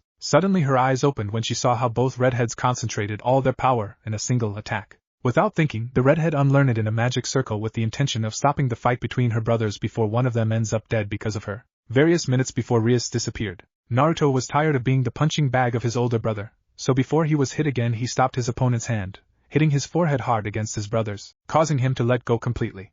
The youngest of the two brothers used his 2 legs and hit the other in the stomach, causing it to move away from the. Using his wings, Naruto moved away at a safe distance from his brother. Putting both hands together, he began to create a wave of destruction which was growing a little more every second. Sirzechs saw how his brother was creating a sphere of destruction that was getting bigger and bigger. So you want to end this with a single attack, eh? Then for my own good, he said as he walked away too and created a sphere just like his brother. Both spheres grew to a huge level. Anyone who was watching the fight could feel the great power that was in each of the spheres. When they felt that their attack had the necessary power, they both threw it at each other. When both spheres of destruction were about to collide with each other and demonstrate which of the two had more power, a red light appeared in the middle of both of them. "Issei-san, Onisama, please stop. Do not keep fighting," Rias said as she appeared in the air between the two without knowing the great danger she was in. The eyes of the redhead opened when she saw that was in the middle of 2 powerful attacks from his brothers. The power she felt coming from both was enough for her to be paralyzed and could not move. She just stayed flying where she was with her eyes wide open. The eyes of Naruto and Sirzechs opened in shock when they saw their little sister Rias standing in the middle of the 2 powerful attacks they had launched. They never expected her or anyone else to interfere in their fight. Flapping their wings quickly, both they flew at the maximum speed that they were allowed. Both flew as fast as they could with only one thing in mind: saving his younger sister. Everyone who was watching the fight knew that if both powers hit the girl, she would die and disappear forever. Damn, I cannot get there in time, thought both when they saw that even with all the speed that both had, they could not arrive in time to save it. Boom! The 2 spheres collided, exploded and destroyed everything that could have been by their side. Naruto and Sirzechs were sent back several yards when both spheres collided and exploded. Also, a blinding light covered the whole place, making it impossible for both brothers to see something beyond their nose or even less. The intensity of the light occurred during a few long and tedious minutes. Minutes in which they could not see anything or feel anything other than their own magical energy. After a few long minutes, the light of the explosion began to disappear, and when it completely disappeared, both they and everyone who was watching the fight could witness that they were the only 2 living beings in the whole dimension where they were. Dimension that it had begun to collapse. Parts of this had begun to turn white, while others were generating a raised species. All the devils and demons reincarnated present watching the fight were surprised by 2 things. One for the power that both members of the Gremry family exercised, and the other because there was no trace of the second heir Gremry after it was left in the middle of the attacks of his brothers. Rias! Both redheads shouted when they found no trace of their younger sister by or their magical energy anywhere. Their hearts cringed when all they could see was a crack that had formed in the dimension and rays were coming out of the crack, the which expanded more and more, indicating that this dimension was about to be destroyed. The eyes of both opened in shock when they saw a small tuft of red hair descending in front of them. Both followed the lock of hair with their eyes until it was lost in the void that was the dimension where they were. Suddenly the whole dimension was illuminated with a great red light. A few seconds later a large blackish-red tornado formed in front of the children of the House Gremry. A chill rolled down the back of both boys when they felt the great power that had behind the tornado. The power they could both feel was not as great as theirs, but it was big enough to cause them terrible fear. They both knew that there were only 5 people within the Gremry family who could use the power of destruction, 2 of whom were themselves. The third person was their missing sister Rias. The fourth person was the nephew of one and the son of the other. Another malicious Gremry. The fifth and no less important person in exercising the power of destruction within the noble House Gremry was his mother, Venelana Bale, the brunette of destruction, the same woman who appeared before them with a frown on her face. Beautiful and delicate face. Venelana Bale, or Gremry as it was her married name, was known by all in the underworld for being a kind, affectionate, supportive woman and a woman who loved her family above all things. It did not matter if they were the Bale or the Gremry, anyone that he would attempt against his family would be destroyed by her. She was one of the few women who became feared during wartime because of her ferocity and great abilities. Many angels and fallen angels came out before her presence. When her oldest children were born, she decided to leave the war and dedicate herself to raising him so that he would not be healthy and strong. Because of that she dedicated herself to being a housewife to take care of her son. Her work as a mother grew years later when she became pregnant of twins, but as with her older son she raised and educated her twin sons. Then shortly after the twins were born she was blessed with her first grandchild, a beautiful boy whom her son decided to call Malicious. She always full of love us all and always tried to educate them as best as possible. The only regret she had throughout her life was that she could not protect her children from the arranged marriages that had arisen for each of them. So that's why she secretly snuck into the Phoenix Mansion to see her daughter while she was presented as the fiancée of Razor Phoenix. Another of the reasons why she decided to enter without anyone noticing was because she knew that her daughter's pawn interfered to save her from the arranged commitment. But what she never expected even in his wildest dreams was the return of his lost son. A son she had not seen for 5 years. A son for whom she cried for days after hearing that he had left without saying goodbye to her or even leaving her a letter. Joy and pride filled his heart when his son said disappeared had come and declared in front of everyone that he was present only to stop the engagement, and thus cancel any future wedding as he would not allow the blood Phoenix and Gremry to mix. The joy and pride slowly changed to surprise and a bit of disappointment when he saw how his son wanted to kill his sister's pawn if his older brother faced him in a fight. Her disappointment only increased when she saw her 2 older children face off in what seemed like a fight to the death. Her disappointment changed to horror when she saw her children launch a powerful attack on each other, attacks that could end the life of one of them if they had been hit by them. Their horror increased more when she saw that her daughter had disappeared to stop her brothers, but she ended up being in the middle of both attacks. So before something bad happened she disappeared to try to stop and save her children. Now thanks to that she was in front of her 2 children while Rias was behind her with her eyes closed waiting for his death. The poor girl had not realized that all the danger had already passed and that her life was no longer in danger. Venelana, looking away from her only daughter towards her 2 children, she gave them a look which had a mixture of disappointment, sadness and anger, a look that made both of them shrink. "What's wrong with you 2? Are you trying to kill yourself or kill your sister?" she asked as she watched as her children knelt in front of her in respect. Naruto shook his head for a few seconds before getting up to see his beloved mother whom he had not seen in a long time. When his eyes met those of he showed that these were no longer green or red, but his blue normal. "I'm sorry Okasama, it was not my intention but nothing Naruto-kun. Since you arrived you've been behaving very strange. You tried to kill your sister's pawn. Riser Phoenix was almost killed by that Drogon attack San and now you are trying to kill your older brother. If it were not for my Rias I was dead right now because of you. You are also in a lot of trouble leaving home without saying anything to anyone." "Young man," she said as they both realized that Rias was safe and sound while she was behind her mother. None had noticed her presence until her mother told them she was there. "I'm so sorry Okasama," Naruto said as he lowered his head again. He knew that he would be in a lot of trouble with his mother for leaving without saying goodbye to her. He had planned to pay him a visit after his fight against Razor and his brother, and apologize to her for leaving without saying goodbye. But he never expected her to be at the party, and that she would be so angry with him. For him it was the first time since he was born that he saw that look on his mother, alleging that it was causing problems even to see her in the eye. When he looked at her he always received a look of love and affection and a happy smile. But now all he could see in his mother's face was disappointment, sadness and anger, and that made him feel bad. Even his magic she had changed. Before her magic was always quality and welcoming, but now it was cold as the ice magic her sister-in-law used. Venelana looked at her older son who also had his head bowed in respect as Naruto did. It did not matter that he was the leader of his entire species. He still respected and loved his mother, She was the only woman that Enverad feared. She was the one who taught him how to use his powers and control them. I'm very disappointed in you two, she said, causing both of them to clench their fists tightly. For them those words hurt more than any physical blow. But I'm more disappointed in you, Sirzechs. It's supposed that you're the big brother. Your duty is to protect your brothers and keep them from getting into trouble, not fighting against them in a fight to the death. Look how the face is of Naruto, all full of blood and bruises. I honestly do not know that I'm wrong. I thought I had raised them all better than that. But now that I see them, I cannot help being disappointed in everyone. Including you, Rias, she said while giving her a sideways glance to her daughter behind her, who sadly falls under her head. Raised his eyes a little, Sirzechs looked his mother straight in the eyes. Okasama, that was not my intention. I really tried to stop Naruto and dissuade him from fighting me, but Satan stopped quickly when he saw that his mother's gaze intensified a bit. But nothing, Sirzechs, you are one of the 4 Satans, the leader of all the demons. You cannot allow everyone to see you fall in the provocations of your younger brother. Now the 3 of us will go home and talk about everything that happened here. There is no longer any reason why we are here. Because with the victory of Naruto over the Peon de Rias and over Razor-kun, the marriage contract of both is completely null and void. Which means that Rias will not have to marry him, or anyone she does not want to, he said while creating a giant magic circle, which jealousy took the Quattros to an unknown place. Outside the dimension where the fight had been carried out, Rin saw how his king would probably be taken home by his mother. Walking from the place where he was leaning, he approached a window. Looking through it, he saw his companions who were in the same place where he and his king had left them, nodding towards it, and saw how one by one they began to disappear.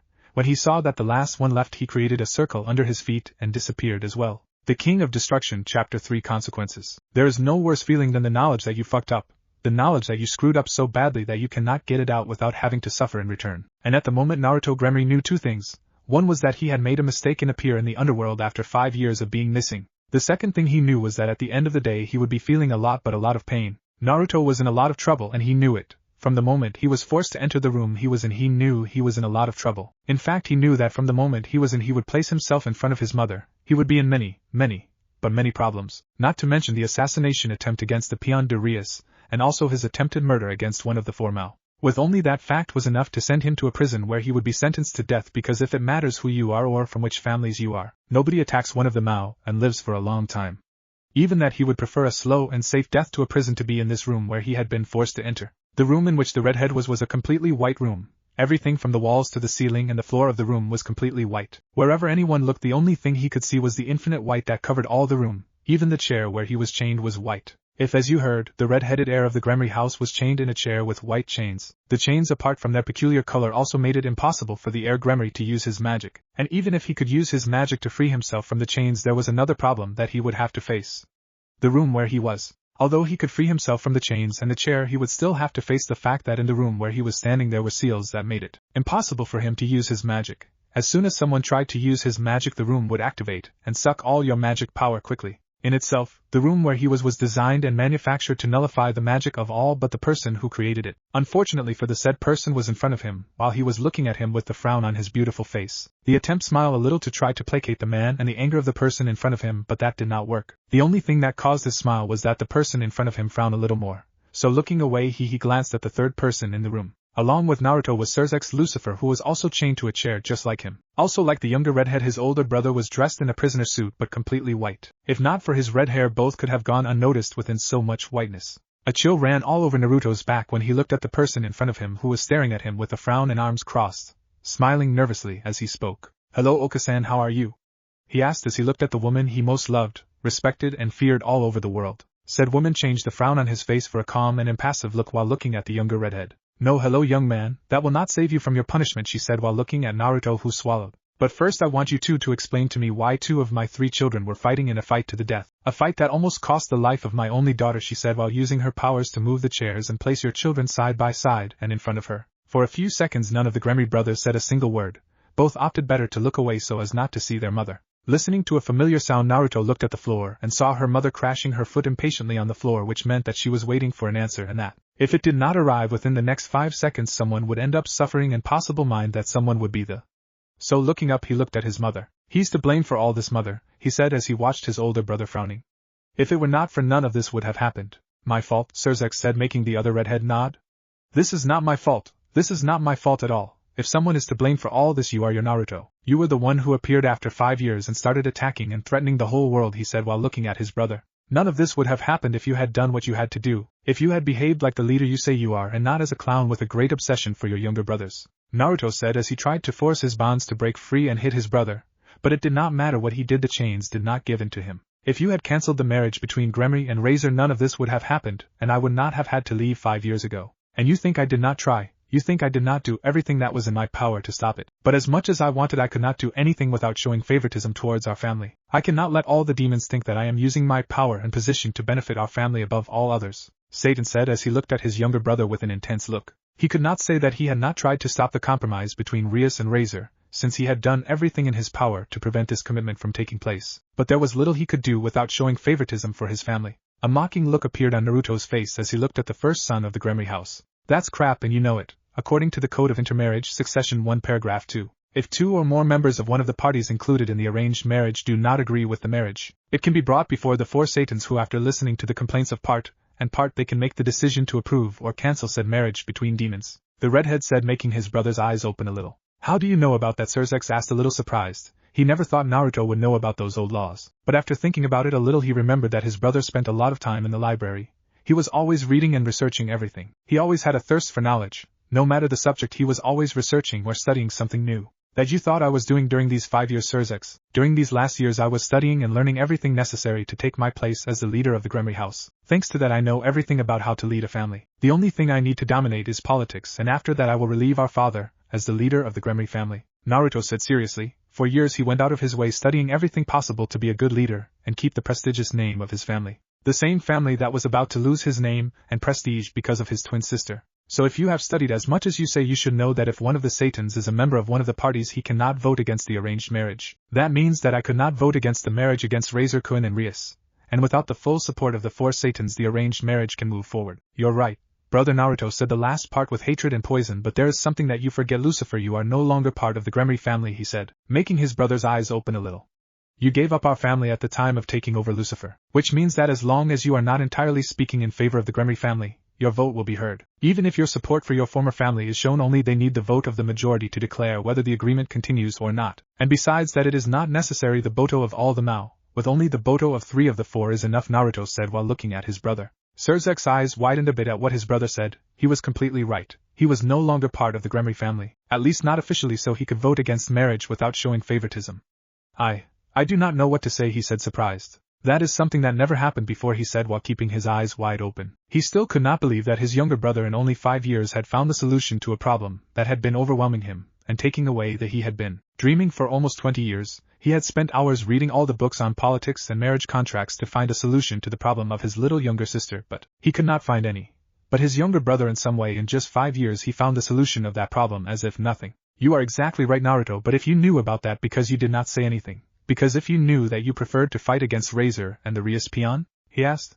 Little curious. An evil smile appeared on Naruto's face as he looked at his brother. Because I promised to cancel the marriage between Gremory and Razor. I promised that I would end all those who supported being false and got in my way, and that includes you, Lucifer. I also want you to remember, brother, that I always keep my promises, he said while making his eyes were as gorgeous as his hair. But that lasted only a few seconds, as the chain that he had around him, and the same room where he was, began to suck his magic quickly, which caused his eyes to return to normal. Seeing that things were getting difficult, Vanillana decided to speak while looking at both redheads. Well, you two, I think that's enough, Vanillana said while looking at her children. I brought you here to talk about your actions and your behaviors and not to start another fight, he said as he walked towards Naruto and knelt in front of him. Naruto, my baby, you do not know how much I miss you, he said as he kissed her forehead before looking into his eyes. I miss you too much, mother. I want you to forgive me for leaving you without saying anything. I did not know that my departure had caused you so much pain and suffering, he said, a little sad. Now, my child, there is nothing to forgive, because after all you saved your sister from her marriage against Razor, she said while stroking Naruto's red hair in the same way she did when he was smaller.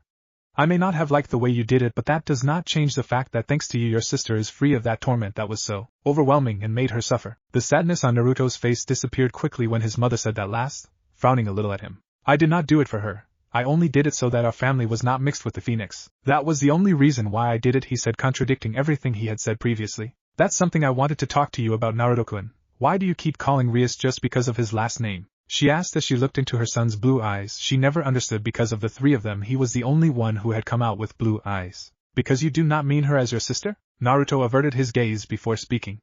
Because she is not my sister anymore. She is nothing to me. For me she is just a person with my same name. A person who almost humiliates the good name of our family, he said while looking at the floor as if he were the most interesting thing in the world. Venelana placed her hands on both sides of her son's face and forced him to look her directly in the eyes. Giving her a look at the blue eyes of this, she knew immediately that this was lying. She always knew when he was lying like that, like when he was hiding something from her, and right now she saw that he was doing both. Because you tried to lie to me, Naruto-kun, you know you've never been able to fool me, so tell me why. Why try? She said softly and quietly. Naruto looked at his mother's eyes, the eyes that always calmed him when he was a child. The same eyes that were always full of love and affection no matter the situation. Sighing, he prepared to speak. After all his mother would give, he tells if he lied to him or not, so for him to try. It did not matter how much he hated him or denied it, but his mother always knew when he was lying. You and mother, I will tell you everything, but only you.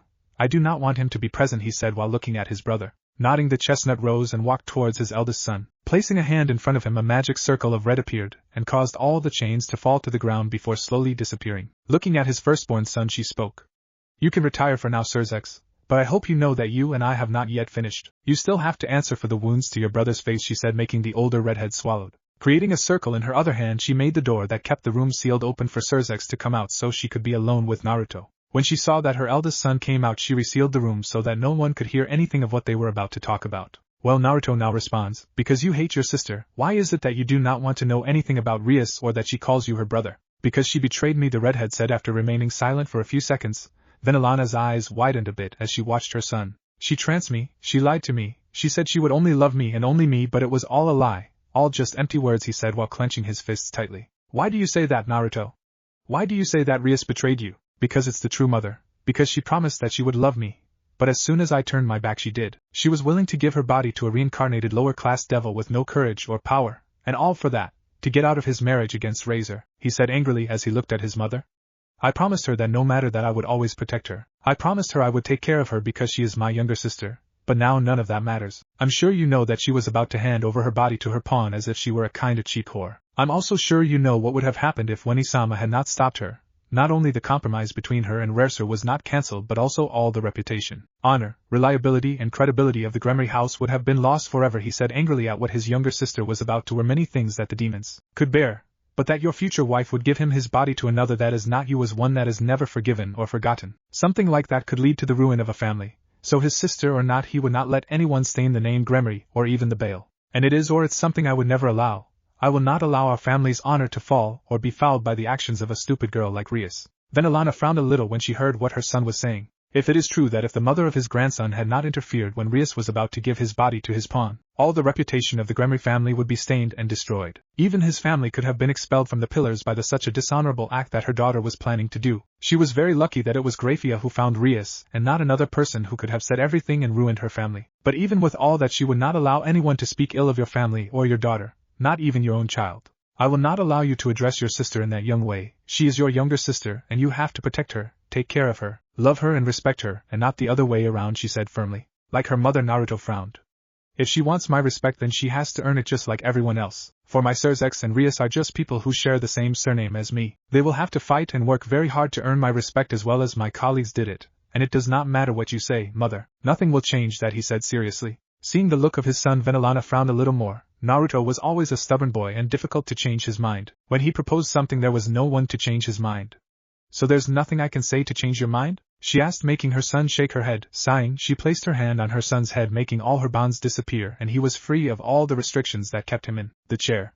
Naruto, I know that no matter what I say you will never change your mind, but I want you to look in your heart for the good memories you have of your sister and your brother. I know it's hard for you, but I want you sorry. I'm not saying that what she did is fine, because she is not. I just like you. I'm upset about what she was about to do, but even you should know that Rias is just a young girl who was desperate for a solution to a problem that had been overwhelming her since she was very small. That's no excuse. I told her that I would always be there for her, that I would always protect her from everything, including her commitment against Razor. And if she had spent more time training in all her nobility, she could have won this fight, but no. She only started training them after Razor gave her a week to prepare for their fight. She was 5 years old. 5 years old. Mother, to train and prepare, but she did not. If in these 5 years she had trained everything the days as I did, she could have won her confrontation against the Phoenix, he said, making his mother's eyes open a little, before they narrowed again. And as you know about that, she asked, knowing that there were only a handful of people who knew about the time frame that Razor had given Rias. Much less even knew that she had taken her members to one of her many houses to train. You're spying on your sister again, she said, knowing that that would be the only way her son knew all that. You make it sound like I'm a pervert, or something like that, he said as he looked offended by what his mother said. Venelana only smiled when she saw the face of her second oldest son. I'm not saying that, Naruto. I just say it because when your sister was smaller you were always stalking her so that nothing bad would happen to her, she said as she remembered all the times she found Naruto watching her younger sister so that he will not hurt himself while playing with his other friends. Naruto turned away to look away to not see the smiling face of his mother. He knew that she was right. The always that was not training or in his studies, he was always taking care of his sister, and who did not Arya? After everything was her little sister. I was not watching her. I have the members of my nobility scattered around the world doing different jobs. Thanks to that I know many things. The one that I found out about their fight against Razor was a coincidence, he said, making his mother nodded. Both mother and son remained silent for a few seconds until the redhead decided to speak. Then, he said, breaking the silence that had formed in the room. We can get out of this place. This place always gives me the creeps, he said, looking at the whole room painted white. A chill ran through Naruto's body when he saw a sweet smile on his mother's face.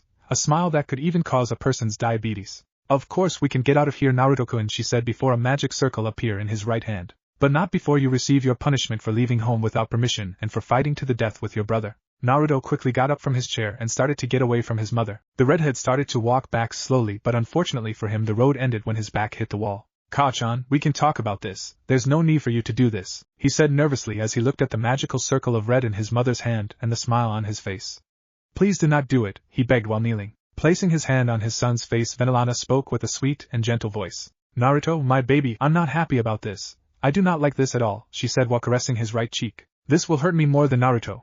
But you earned it for being a child bad, she said while continuing to stroke his cheek. So as punishment you get hit 1,000 lashes, she said before lifting her hand and letting it fall quickly. Half an hour later a sore Naruto was walking through the great hallways of the Gremry house. Next to him was his mother, who had a happy smile on his face as he walked happily beside him. Behind the heir and his mother could be seen a large group of maids who were with their heads bowed while offering their greetings and respect to both. The two were walking together since it was only 5 minutes since she had finished punishing him, and now they were both heading towards the living room of the Gremry house. Because according to one of the many maids that there were in the large mansion Mysterious, they were looking for Naruto. Speaking of said redhead, a grimace of pain passed over his face as he massaged his aching backside. His mother had not had mercy on him. She was harsh and implacable to impart his punishment. She had whipped him exactly 1,000 times without stopping even once to rest. For him it would be the first time that his mother hit him or punished him in that way. She had never hit him before. No matter what he did or what he destroyed, she never put a finger over. He still could not believe the great strength that his mother had. He could not believe that behind the fragile and delicate body that his mother had she hid a great brute force. Auk, I still feel sore, the redhead complained to another grimace of pain. Looking at his smiling mother he spoke. This is the first time in my life that someone has hurt me so much without my being able to defend myself, he said as he turned a corner, before continuing to walk. Venelana looked at her son next to her before speaking. I'm very sorry for that, Naruto-kun, but that's your punishment for misbehaving, and I told you so, darling, she said as she placed a hand on her son's face. This hurt me more than you, she said affectionately. It was not easy for her to have to beat her son, but she had to teach him that her actions have consequences. She had to teach him that he could not only reach and do what he wants and no one will fight to correct it. Yeah, well, I do not think so, the red-headed said. Mentor stopped in front of a large mahogany door. Opening it, saw a large group of people gathered inside the room. All seemed to be spread over 4 different sides. On the one hand was Rias and the members of his nobility who turned to see him. In another corner and not far from the redhead was Sona, who was accompanied by a small group of people. In another corner and in front of the heiress Citri was his father along with his brother and sister-in-law, who stopped talking when they saw him, and his mother. Finally in the other corner were the members of his nobility who nodded when they saw him. A smile appeared on the redhead's face when he saw almost all the members of his nobility gathered. Looking towards one of the corner of the room he smiled a little more broadly before starting to walk. Ria's eyes filled with happiness when she saw her older brother walking towards her. She could feel her heart speed up just by being in his presence. Since she had learned about what the feelings were, she had realized that she loved her brother. Whenever she was not with her other friends, she always liked being close to him, talking to him and spending time with him. She always went into her room to sleep near him since he made her feel safe and protected. Looking at him fixedly, she realized how much he had grown since the last time they saw each other. Now her face was more defined as well as her whole body. Taking a step forward, she spoke while looking at her brother higher. Naruto Oniai-san, thank you for. The redhead stopped when her brother, who was only 2 steps away from her, turned aside and walked towards her best friend and rival Sona Citri. Her eyes opened for a few seconds. Suddenly all the things her brother had told her before her fight began to get to her head. At first she had thought that it was all a bad dream, a nightmare. But oh, she prayed that she saw her brother pass by her without even paying her the slightest attention. She understood that everything was real, and that even though she did not want to believe it, her brother now hated her and despised her. Naruto ignored his twin sister and kept walking until he reached his destination. A smile reached his lips when he saw Sola, the heir of the Citri house. Staring at, he saw that she had now become more beautiful than before. Her hair was the same as the last time he saw her. Another thing that she had not changed was her eyes. Her violet eyes were still bright and full of curiosity and learning, and that was something that he always liked about her, not to mention that she was one of the most intelligent women he knew. "It's good to see you again, Sona-san," he said formally as he looked at the beautiful, violet-colored eyes of his fiancée. Sona smiled a little while looking at Naruto's beautiful blue eyes. "The same as Naruto-san, I also see that you managed to get strong partners," she said with a smile on her face, a smile that disappeared when she saw that Naruto had frowned while staring at her. "What's the matter, Naruto-san?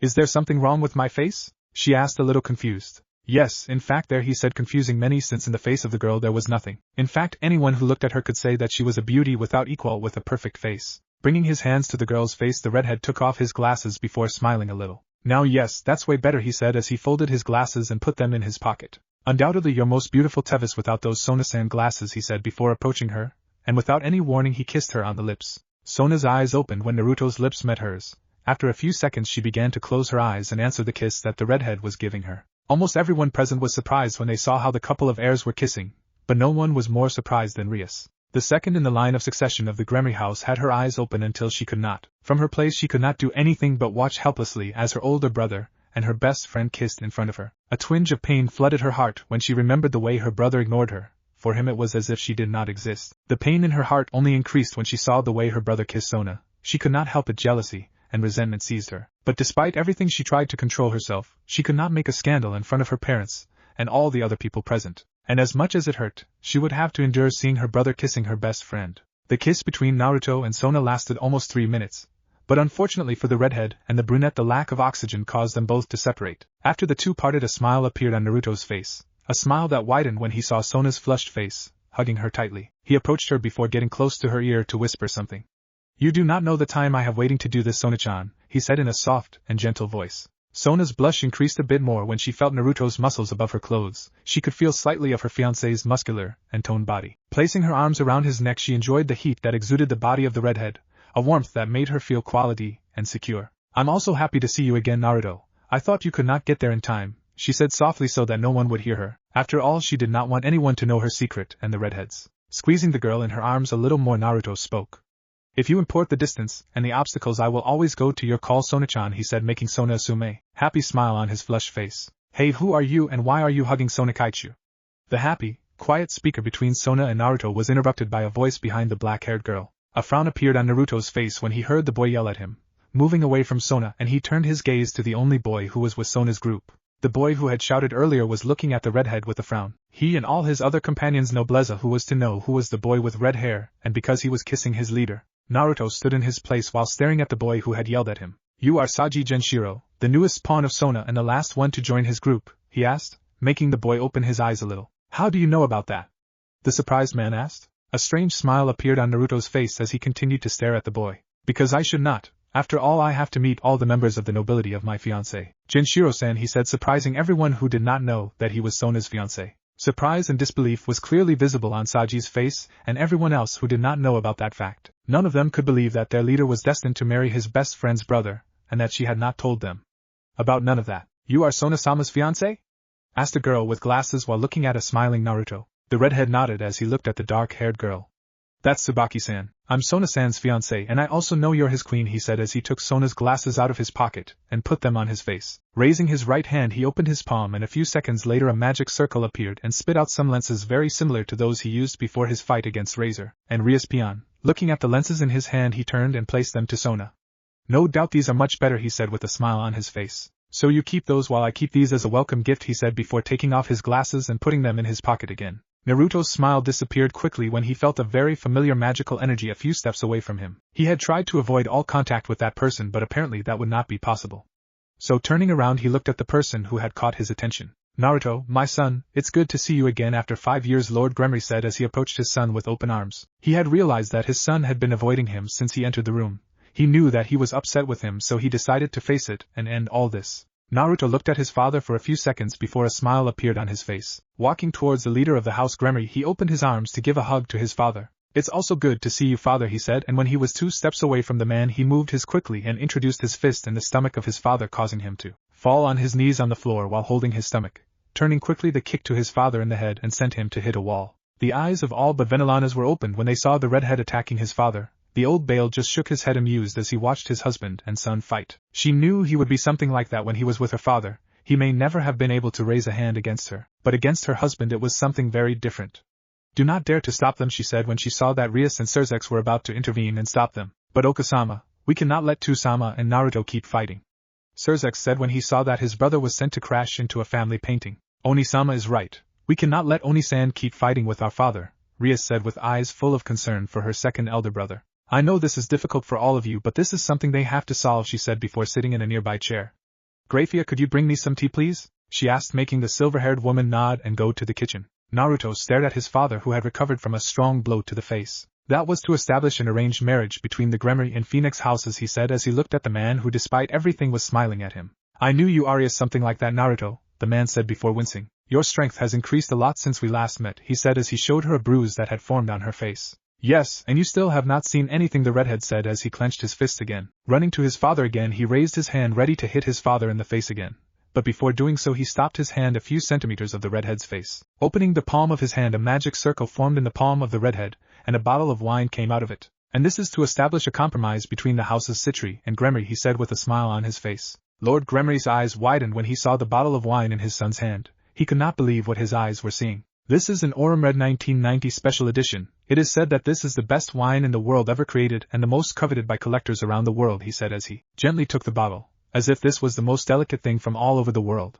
Looking at his son he spoke. As you got it, they only made 5 of these and they were sold many years ago. A smile appeared on the face of the redhead when he saw the happy face that his father had put. He always knew that his father enjoyed a good wine and that he only collected the best. The man had a cellar full of all types of wine from all parts of the human world. He also knew that this was one of the ones he most wanted for his collection.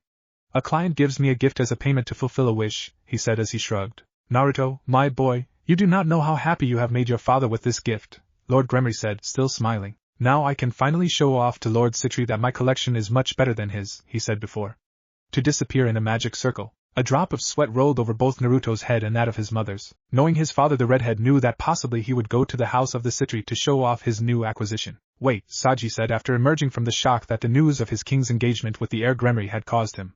Like your fiancé? When did that happen and how do you know our names if we have never seen each other? He asked, making his partners Rias nod. They also wanted to know about how the heir knew about them if they had never seen each other. They had realized that the redhead seemed to know all their names and the pieces that each of them had. Sona remained silent while watching how everything developed. Of all the people in the room, she was the only one who always had contact with the redhead. They always communicated by means of letters that they sent once every so often, but in none of them she told him about her nobility, or those who compose her, just as he never told her who composed his. So like everyone else, she was also full of curiosity to know how Naruto knows her, the members of his nobility. Sona-san and I are engaged since our parents told us about the arranged marriage between us, he said as he put his hands in his pockets. Now he, as I know their names, is a secret that I will not tell you about. None of you, he said as he walked towards the members of his nobility. Standing next to them I speak. Now that you are all here, I would like to take the opportunity to introduce you to the members of my nobility, he said as he looked at everyone, especially Sona and her sister whom he saw who was angry. Maybe some of you already know him, but he presented them formally to Rin Okamura, and he is the only knight in my nobility, he said, making the blue-haired boy nod in greeting. The next one is one of my pawns and also my relative, Drogon the winged beast, he said as they all looked at the dark-skinned boy. Drogon had the appearance of a young man with dark skin and blonde hair, platinum and blue eyes. He wears a dark blue jacket with a hood, under which he wears a yellow shirt with a black tie. Wear black boots and black cargo pants with a chain chained to your pocket. Just think of Soma the God Eater. Wait a minute, Issei's noisy voice was heard which caused everyone to look at him. You're saying he's Drogon? He asked as he pointed to the dark-skinned boy who was looking at him in passing. Looking at his leader, Rin saw that he would not respond to the boy, so he decided to do it for him. This is Issei-san. He is Drogon when he is in his human form. Human form, said Saji, confused. The dragons have a human form? He asked while looking at the blue-haired boy. Rin looked at his leader who nodded. Turning his face to the blonde boy he spoke. That's right, all dragons have a human form. Only some do not have enough power to transform, he said while looking at the blonde. But I'm surprised that you, being Vitra's carrier and being the Drade carrier, do not know. That's the most basic knowledge there about dragons. In fact, all secret gird bearers who have the soul of a dragon inside, they know it, he said, a little surprised that both boys did not know that. Do not be surprised so much, Rin. After all, you cannot expect much of a reincarnated demon who wants to become the king harem, and the other who is hopelessly in love with their leader, he said while giving a hard look to both boys. People like you are the ones who make the renegade demons who are fighting every day to improve. Be recognized and climb class, said Naruto, a little annoyed.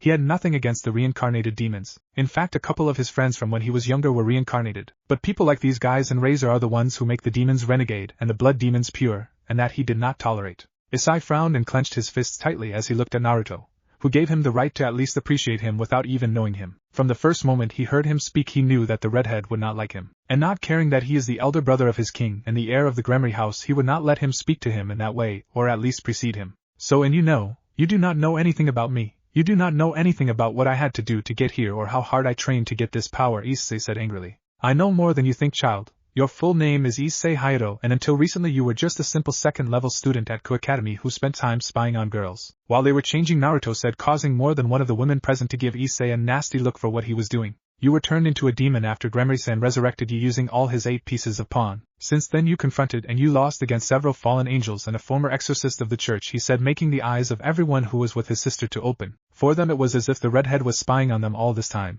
as if he had been with them in every moment. What about Hayato Ponins? Do you think I do not get enough about you? I know a lot about you and all your teammates, and unlike your leader I do care about the training of my nobility, he said as he gave a hard look to his sister. Thanks to that, almost all my companions are at least at the level of a middle-class demon, while Drogon-san is at the level of a high class, he said, surprising everyone present because they were so powerful, the redhead's companions. But I do not know why I waste my time talking to a person who never goes from being a low-class demon. Issei frowned while looking at the redhead in front of him, and without him ordering, his secret gear appeared in his hand and began to shine. You want to fight, fear, because this time I'll beat you and you're going to swallow your. Issei fell immediately as several swords appeared and began to spin around his neck. Almost everyone in the room was surprised when they saw the 6 swords around the chestnut neck. All the swords looked old, and they were all spinning around Issei's neck. They all saw that with only one wrong step and the head the chestnut tree would end up rolling on the ground. You are a very noisy person to be so weak. People like you should learn their place in the world, said a melodious voice behind Naruto. Directing his attention to the person who had spoken, everyone realized that this person was a woman.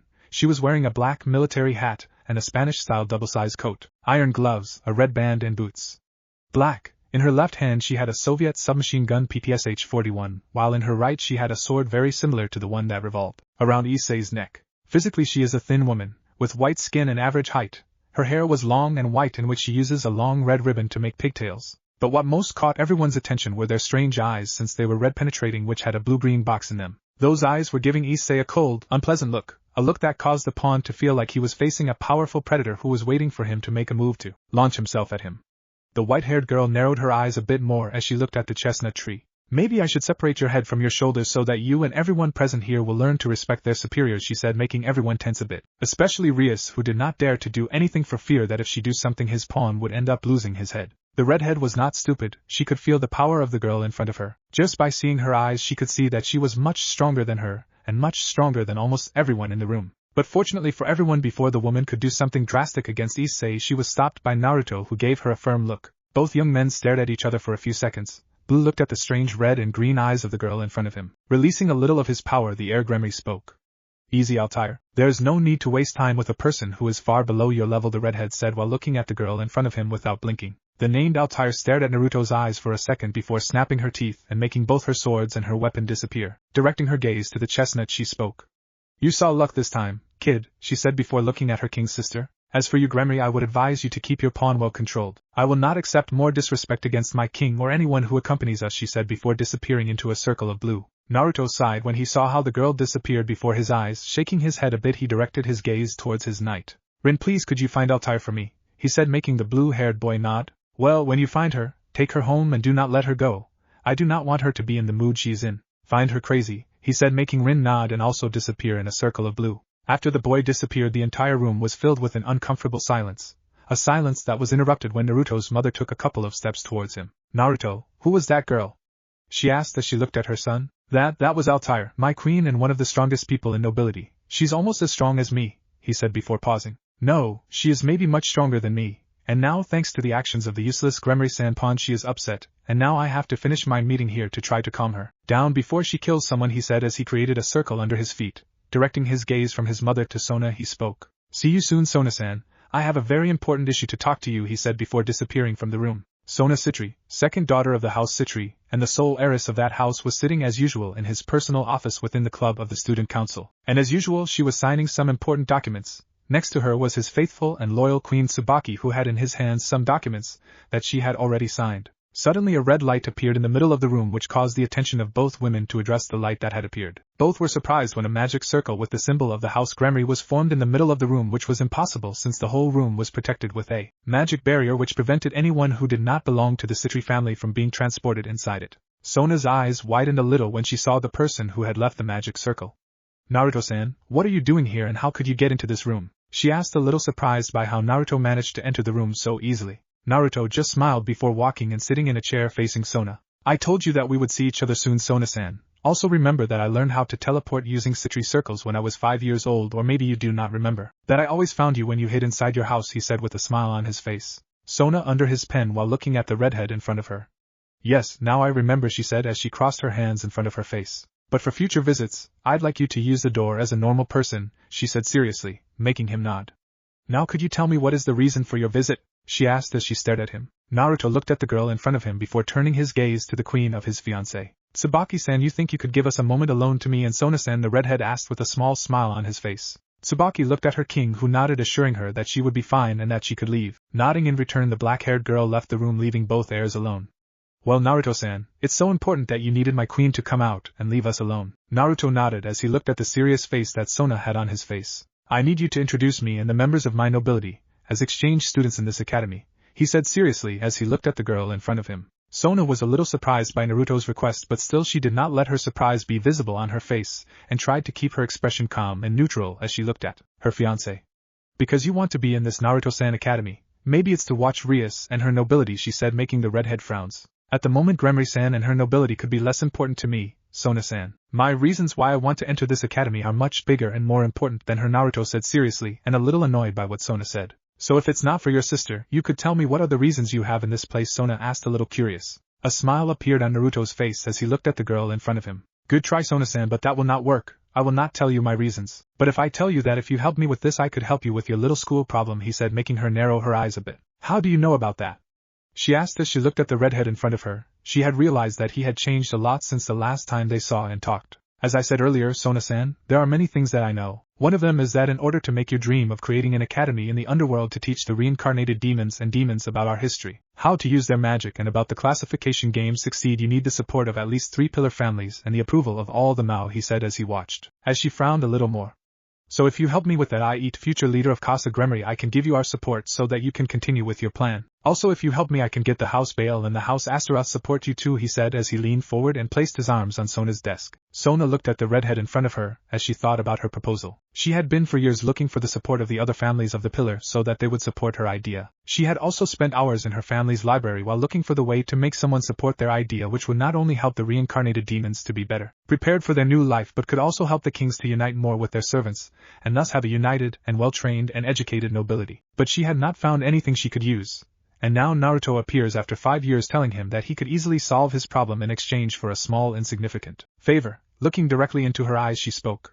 "As tempting as your offer may sound, I need to decline, Naruto-san. I cannot accept your offer. However favorable it may be for me, if I decided to accept your help then it would look like you as my fiancé are solving my problems, and that's something I'm not willing to tolerate. If I accept your help then no one will take me seriously, and only see me as a woman who needs her husband to solve all their problems for her. I speak very seriously." While looking at Naruto straight in the eyes, Naruto would have been surprised by the refusal of the short-haired girl if he did not know she would say that. He knew Sona very well to know that she was not willing to let him solve her problem for her, so seeing that his plan A did not work then he would use his plan B. "I understand what you say and I respect Sona-san, but see this in the following way. If you allow me to roam this academy freely I will transfer to you the favors that I, the leaders of the Baal and Astaroth houses must, and in view of the support of the Gremory house, you could see it as an advanced wedding gift." For a second Sona's face turned red when Naruto mentioned the word wedding. She knew that she was engaged to him, and that someday she would have to marry him. But she had never thought much about it, not until now that when the academy was ending, she knew that as soon as she graduated she would have to return to the earthly world to assume her position as leader of her family and later as Naruto's wife. At least that was what he and she agreed to the last once they saw each other.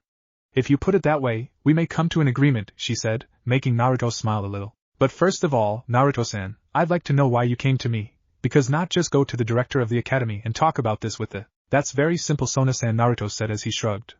"Because both you and I know that the real person who controls this academy is you. You are the one who decides who studies and who does not study in this academy, while the director is only a human working for both families with little knowledge about our world. He only finds himself as a decorative figure and the public face of this academy, while your one young heiress is the one who controls everything from the shadows. You've changed a lot, Naruto-san. Anyone who saw you would not think you're the same child who disappeared 5 years ago, she said, a little stunned. These 5 years have made me change and rethink my life, Sona-san, he said as he got up from his chair. My plan is not only to continue with the good legacy of the Gremory family but also to make this the most important family in the entire earthly world and the human world. After all, when my father retires I will have to take care of all the businesses and companies that my family handles, he said while fixing his clothes a little. After that he directed his gaze to his fiancée.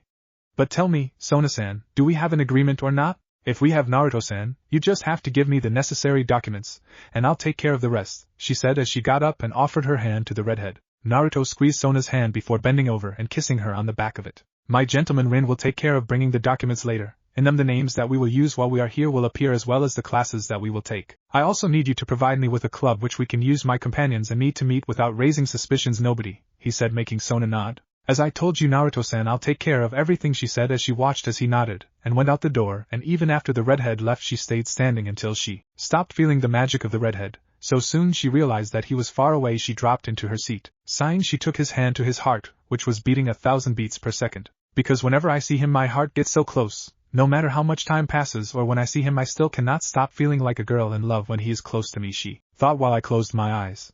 Why is it that your presence affects me so much, Naruto-kun said as he brought his hands to his lips and remembered the kiss they had given a few days ago. Without Sona noticing, a person had witnessed the whole meeting between her and the redhead. The person frowned when he saw the dreamy expression that was on the face of the heir Citri. Clenching his fist strongly, the person turned and a couple of bat wings appeared on his back before using it to fly off and take off to an unknown location. I will not let you stay with Naruto, Citri, nor you or anyone else take me away from Naruto, the person told himself before disappearing into the blue sky. The King of Destruction, Chapter 4, New Students. Very well, students, listen well and pay attention. A middle-aged woman while looking at all her students. I know this is a bit unusual, but today we will have 2 new students who were transferred here from Rome, she said as she looked at all of her students, who immediately heard that they started talking quickly to each other. 2 new students, that's strange. Yes, I just hope they are a very hot pair of girls. I hope they are 2 boys.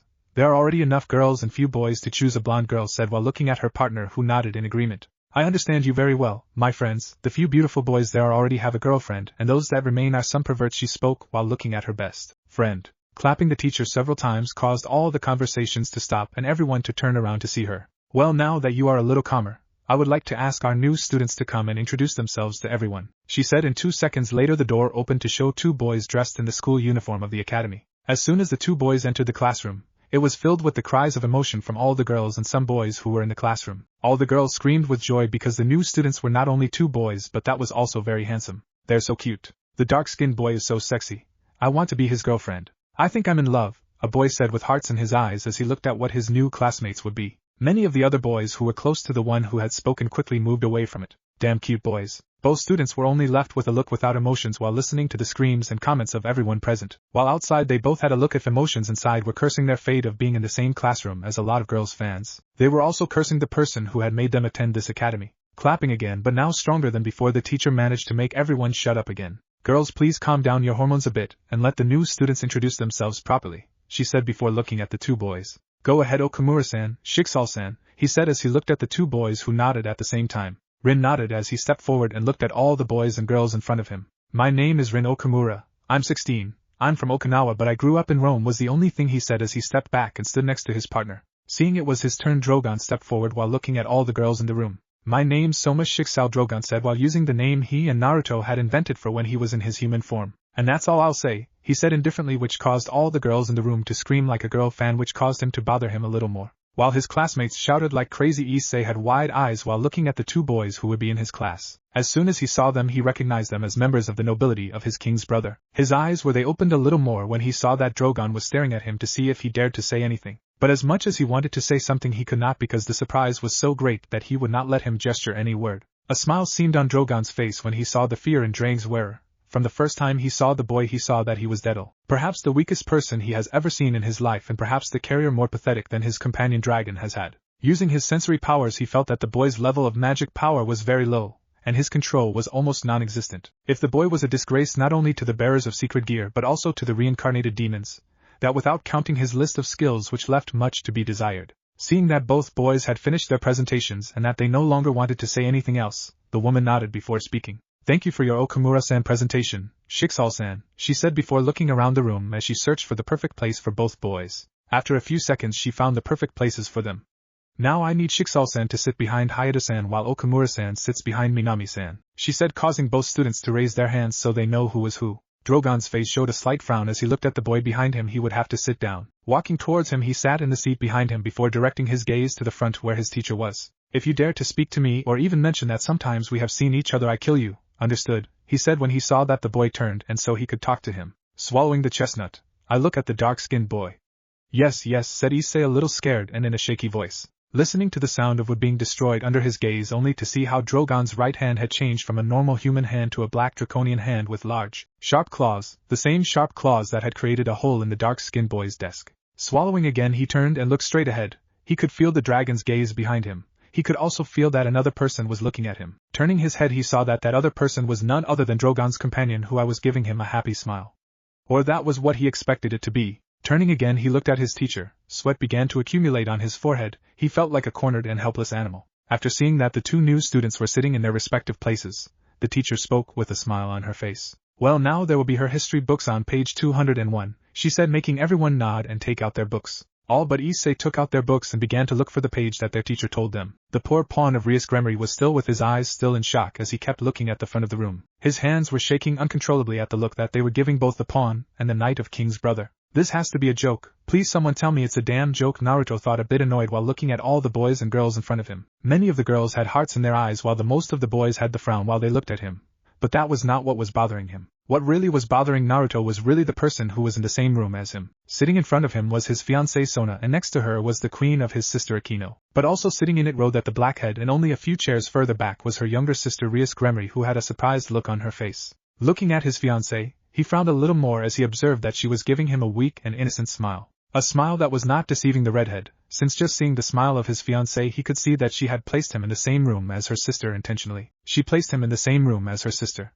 Perhaps for him to spend more time with her, and thus try to fix their relationship, which would never happen. He would never forgive his sister, not after what she had done to him. Well, Uzumaki-san, you can take the seat next to Gremory-san, said the man who would be his teacher while he was studying at the academy, just like Drogon had changed his name. So while he was at the academy that he would use Naruto Uzumaki's name since he didn't want anyone to connect him with his sister. The last thing he wanted was for someone to start asking him about her, or for any idiot to approach him to make friends with him, and maybe so he could get a date with the redhead.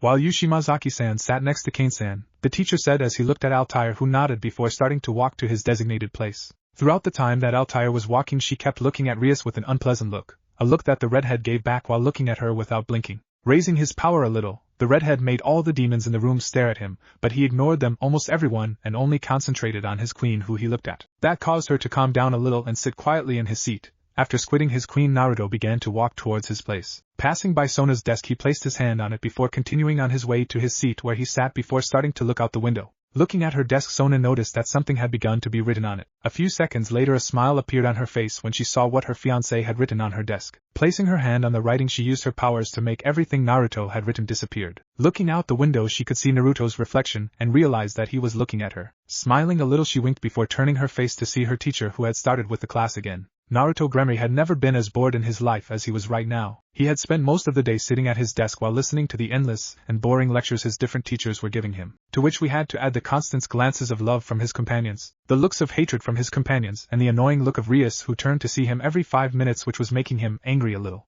The redhead cursed his luck because if it wasn't for the fact that being in this academy he could fulfill part of his plans, he never set foot in the place. He had already had enough studies with his mother for 2 lives. Looking at the clock, he saw that there was still half an hour left for his last class. So picking up all his things, he got up from his seat and started walking towards the exit, which caused everyone to leave what they were doing to stare at him. Excuse Uzumaki-san, where do you think he is going? The teacher asked while looking at the redhead, who along with the girl had entered with a special permission from the principal. Perhaps it is not obvious. I get out of here. I can't stand being one more minute in this hateful place with all these people, he said before leaving and closing the door behind him. The whole room was silent as they looked at the door where Naruto had left. For almost 3 minutes nobody said anything and they just stared at the white sliding door. After a few more seconds of silence, all the ordeal broke loose. Kya, that's cool. That was amazing. I think I'm in love. Cursed Kaki. For 5 minutes the room was filled with all kinds of comments about the redhead and his departure. The uproar and the scandal for what the redhead did was so great that no one gave up that Altair was not in the room. After leaving his classroom, Naruto went to the club that would be using his nobility as a facade to cover up his true activities, as well as his sister with his research and occult club and his fiancée with the student council. He had asked Sona for a club where he could meet with the members of his nobility without raising suspicion of any other person. The name he had chosen for his club was the Games Club, and no one other than his nobility was in it. Is not that he would accept the requests of people who wanted to join him. The last thing he wanted was for a human to be around the whole place. So for more protection he had placed barrier bars all over the place which prevented that any person or demon who was not in his nobility could enter, and that included his sister and his fiancée. Entering the club, the blonde realized that he was not the only one who had left before class. He smiled a little when he saw his best friend Rin sitting next to Drogon, who was reading a book that talked about the different families that made up the pillars of the underworld and their stories and powers. "Hi guys, how was your first day of study?" he asked as he sat at his desk, which was brought directly from the underworld. After all, that was the only place where you could get the best wood in the world. "This is shit, Naruto. I still don't understand why we should be doing this," Drogon asked as he set his book aside and looked at his partner and leader. "How bad was it?"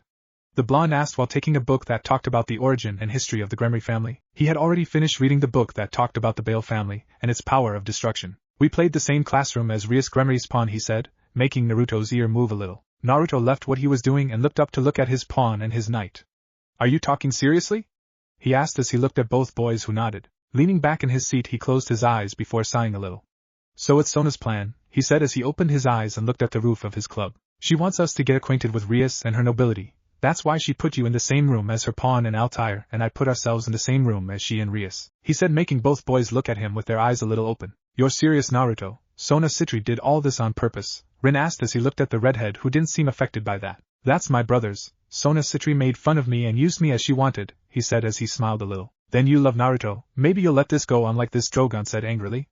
"Perhaps you will let Sona manipulate you that way. For now," he said before putting a serious look on his face. "Then I can take care of Sona. But for now I will let her play her game while we concentrate on our work. We have to finish this soon before something bad happens," he said as he began to read his book again. "But you know, lately I've been thinking about the day we met, the day I met each of you," he said as he felt like Altair appeared behind him, but still he didn't look away from his book. A small smile appeared on Rin's face. Raising his arm, he placed the palm of his hand in front of him. He clenched his fist for a few seconds before opening it, causing the entire room to light up with a small blue light. "Yes, I've also been thinking about the past a bit," Rin said as she continued to look at her hand covered in a blue fire. Flashback. 2 months, 2 long and boring months had passed since Naruto had escaped from his house without saying anything to anyone. During those 2 months nothing interesting had happened to him, and since he had left home he had only taken care of a pair of parabolic demons which he easily destroyed. None of them were rivals for him, or his family power.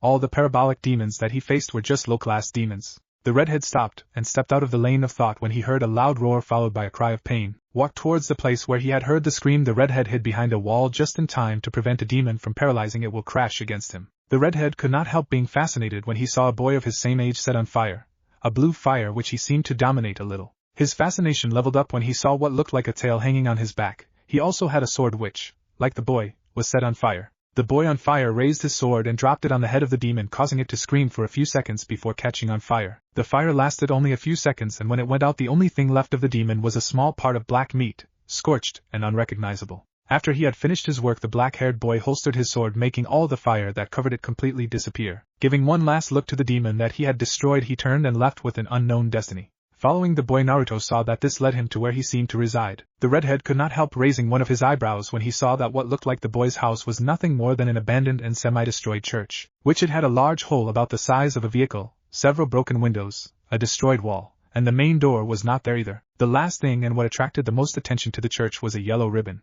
the same tape that the police put every time there was a homicide somewhere. Walking towards one of the destroyed windows, the redhead looked through it and saw the blue-haired boy sitting on a bench. Next to him there was a mark in the shape of a person's body, a person who had been killed. Raising his head quickly, the boy looked out the destroyed window. "Who's there?" the blue-haired boy asked while out the window, but didn't see anyone. "Don't hide, I know you're there," he said as he took his sword. Seeing that it was not worth keeping hidden, Naruto left where he was and began to walk to the door of the church. Entering, he placed himself at a considerable distance from the boy who was staring at him all the time. After he entered the church, he felt his skin tingle and his instincts went crazy and yelled at him to leave the place. He also felt great pressure on him. But even so, he tried to ignore all that as well as possible and only concentrated on the boy in front of him. "Who are you and why are you spying on me?" asked the boy with the sword while looking at the redhead. Raising my hands, the Gremory spoke, looked the boy directly in the eyes before speaking. "I'm sorry for that. I had no intention of spying on you or bothering you, but what happens was that I was on my way when I saw your fight against that Parasito demon." "Do you know what they are?" asked the surprised boy while looking at the redhead, who nodded. "How do you know about them?" "I know about them because, like them, I am also a demon," he said, and so quickly those words came out of his mouth to move the tube to prevent the boy from cutting him in two with his sword. Hey, calm down, I'm not here to fight you. I just want to talk, Naruto said, but his words were not heard by the boy who tried to cut him again. The redhead rolled a little on the ground before getting up and taking one of the seats that were close to him, quickly turning the punch to the boy in the center of the chest and sent him to hit a wall. Grabbing the bench with both hands, the redhead waited 1 second before throwing it with all his strength. The blue-haired boy watched as the seat was heading towards him quickly, using his sword and short in half, but as soon as he did that he was hitting in the face by the red-haired boy and sent through the wall. He is very strong. He is stronger than all the demons against whom I have been fighting, he thought as he looked at Naruto, who had taken a candle holder in his hand. And if he is a demon, then why his patience is so different from the other demons that I have fought against, he asked himself as he looked at the redhead. Placing his sword in front of him, he ran out towards his enemy. When he was close to this, he moved his sword and tried a horizontal cut, but the only thing he managed to cut was the pedestal of candles that the boy had in his hands. After that he moved his sword again, but he never expected that redhead swiveled swiftly in the air and hit him in the face again, which caused him to crash into Rias' banks, causing them to break. Seeing the boy on the floor, Naruto ran towards him before he tried to get up. Surrounding him, he took him by the right leg and crashed him face to the ground. Pressing his foot strongly against the boy's head, he took his tail and he squeezed it tightly, which caused the boy to stop fighting and give a faint cry of pain. As I supposed it, Naruto spoke as he looked at his opponent on the ground. You are not completely human, but you are not a demon either. You are a mixture between them, he said while ignoring the fact that his hand was burning for him. Fire that was in the boy's tail. Shut up, I'm not like you, I'm not like that. Filthy demons that destroyed this place and killed my father, he said in his voice a little drowned. He could feel his forces slowly leaving him. Were the demons that destroyed this place the same as the one you destroyed this morning? Naruto asked as he looked at the boy on the floor, who was silent and only clenched his fists tightly. Sighing, the redhead again clenched the boy's tail, making him complain annoyance. The blue-haired boy gave a grunt of pain when he felt the redhead squeeze his tail a little more. He could also feel his strength leaving him. Yes, the demons that destroyed this place and killed my father were the same as the one I destroyed. I will destroy all the demons and then I will destroy Satan, he said in a voice full of hatred and resentment. Naruto raised one of his eyebrows again when he heard the last part, ending with Satan. Apparently the boy did not know anything about the current underworld. Looking at the boy, he saw that he was strong and that he could become stronger if someone trained him well and taught him to use his powers well. Well, I have bad news for you. The one you saw was not only a demon but a parasitic demon who abandoned his master and became corrupt. That's why his appearance is like that. But I am instead a blood demon, pure and a very strong one, and I don't want to hurt you. So I will release you only if you promise not to attack me, the redhead said seriously. The boy turned his face and saw the look of the redhead. He saw that he had a dangerous look on his face, and that he would not hesitate to kill him. He knew that the boy was stronger than him, and that he also had to lose already, that the boy knew his weak point, while he knew nothing about his opponent. So nodding, he assured the redhead that he wouldn't attack him. Good, Naruto said before releasing him. Taking a leap backwards, he moved away at a distance from the boy. The boy might say he wouldn't attack him, but it didn't hurt to be cautious. Now, because we don't start over, my name is Naruto Gremory and I am a high-class demon, said the redhead as he introduced himself to the boy. My name is Rin Okamura, and I am, well, I don't know what I really am, he said while looking at the redhead. He wasn't lying to him, since he really didn't know what he was. Nobody ever he told him who his biological parents were or where he came from or his powers, and the only person who knew all that was now dead for trying to protect him from demons who wanted to kill him. It is a pleasure, I arranged, Okamura-san. In terms of what you are, I would say that you are a half-human, half-demon. But unlike the other human half-demon, you are something more primitive, he spoke as he looked at the boy's tail. I only say it because of the fact that you have a tail, and the demons, we stopped having a tail for many centuries since they represented a great weak point for us, Naruto said as he crossed his arms. Another thing that intrigues me about you is your powers. Your powers are very similar to those of the Phoenix family, but I am 100% sure that you are not one of them. Another thing that makes me doubt that they are a phoenix is, apart from your fire being blue, this is also more powerful than that of a phoenix, and I don't know why, but I think I've seen it somewhere, Naruto said, fascinated by the boy and his powers. He didn't know where, but I remembered that he had seen that fire somewhere. You are a very peculiar person, Okamura-san. Peculiar and fascinating, which makes me wonder that you are really Rin Okamura, a half-demon human or a half-human demon, the redhead said while looking the boy straight in the eye. Seeing that the boy in front of him really didn't want to fight, Rin sat on a nearby bench. Sighing, he ran his hand over his head before speaking. As I told you before, I don't even know what I am. The only person who knew that or who I am died protecting me from a parasitic devil. Now I don't have anyone to stay with. I don't know if I have a family member alive, so I decided to stay in this place and put an end to all the demons he found in order to make me stronger and be able to defeat Satan, he said, making the redhead laugh a little. What's so funny? He asked as he looked at the redhead. Listening to the annoying tone of Naruto, boy stopped laughing and placed a serious look on his face. Sorry about that. It really wasn't my intention to laugh, but I can't help it. Is that listening to you say those things makes me funny, he said before taking a bench and using it to sit down. After that he looked at the boy in front of him directly in the eyes. Tell me, Okamura-san, that you know so much about demons and the underworld, or hell as you humans call it? Rin looked at the redhead with a curious look on his face. But seeing the serious look that the boy had, he decided to answer. The boy in front of him may be the answer to many of his questions. Apart from what I've heard from the Bible, I don't know anything else. I was never interested in any of that, at least not until the demon attacked this place. I see, Naruto said as he nodded. Now he understood why it was that the boy had so little information about the underworld even though he was a half-demon. Although he could not blame him since the church still uses the scripture of the Bible to make them see them as demons who enjoyed making sinners suffer in hell and all those things. First of all, let me tell you that everything you've heard about hell is not true. Everything the Bible says about us demons is wrong. We demons have evolved a lot since the era of the first demons. We are no longer those beings described in the Bible, and I sincerely believe that we never were. Other things you should know is that Lucifer, or Satan as you call it, no longer exists. The first Lucifer died thousands of years ago, and currently the name of Lucifer is only used to name the strongest demon and the leader of our entire race. Naruto spoke as he told him about the basic history of his race. Rin's eyes widened in surprise. He never imagined anything that the redhead in front of him was saying. Looking at his eyes, he saw that everything he had said was the complete truth. He did not see not a single pinch of deception in his eyes. So you mean that everything I've been doing all this time has been useless? You mean that all the demons I destroyed were for nothing? He asked as he bowed his head a little. Unfortunately, yes, Naruto said as he looked at him. Most likely the demons that killed these people have already been eliminated by someone else, but they may still be alive, he said, making Rin raise his head a little hopefully. All of that depends on the level of power that they had in the family to which this territory belongs. But most likely this whole territory belongs to the church and the angels. So it is very possible that they are still alive, which Tada, so it is very likely that you can still find them and thus fulfill your long-awaited revenge. Taking a pause, the redhead began to remember his fight against the blue-haired boy. But with your current level of power, I doubt that you can beat them on your own. Most likely if you go after them you end up being killed, Naruto said simply. He knew that nothing was earned by lying to the boy. He was strong, yes, but he was not as strong as he thought. He also doubted that the demons that killed these people are weak demons, and if they were as many as he thought, then the boy would end up dead and possibly eaten. Rin clenched his fists tightly as he listened to the redhead. He knew that he was strong and that he did not have the power to defeat those demons, but that was not why he would stay idly by. He would marry them and kill them even if the last thing he does. Looking at the redhead, he gave her a challenging look. Yes, and that, it doesn't matter if they are much stronger than me or that they are much more than I will defeat them even if that tells me life. So I don't care if I die, they will all pay with their lives to kill my father and my friends. A small smile appeared on the redhead's face as he looked at the fire in Rin's eyes. He knew that with a little more power and training the boy could be a person to fear. With good training and good guidance he could be a very powerful demon, and he would make sure that happens. He will take care of Rin joining his nobility and becoming stronger than he has dreamed. So smiling a little more he spoke. Tell me, Okamura-san, what would you say if I told you that I can make you very powerful? What would you do if you knew that I could give you the power you need to avenge your friends? Rin looked at the redhead in front of him with a wary look on his face. I would say what the trap is, he said, making Naruto's smile widen a little more. Nobody is giving away power without receiving anything in return, so what is the trap? What do you gain in all this? He said seriously. You are a very intelligent person, Okamura-san, and I like that. Naruto spoke while creating a small blackish-red sphere in his right hand. But you're right. As everything in life, nothing is free and everything has its pros and cons. So to get the power that I'm promising you would have to become a half-demon, the redhead said as he looked at the boy, which still had its active powers. Well, in your case it would be to complete you and become a complete demon, since apparently you are a half-demon of birth. Are you saying that for me to get the put I need, I have to become a thing like the one that attacked my friends? He asked as he looked at him a little angry. He would never agree to turn into a thing like that. Before he would rather die than become a creature as horrifying as that. Shaking his head, the heir Gremry spoke.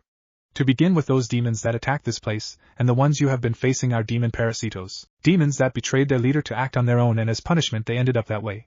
But if you agree to become a demon, your appearance will not change at all. You will remain the same as always. I see, Rin said as he placed his hand under his chin while thinking about what the redhead was telling him. The offer was tempting, but he wasn't after accepting to become a demon without knowing all the good, or bad points about it. Looking at the boy in silence, the redhead decided to speak. He was not a person with much patience. His mother had always told him that that would bring him many problems, but he never paid attention. So what do you say, Okamura-san? Do you accept or not? Naruto asked, a little hopeful that the boy accepted his offer. He saw a great power in him, power that could serve to prevent the compromise between his sister and Razor. Before responding to your proposal, I would like to know what are the benefits and consequences of becoming a devil?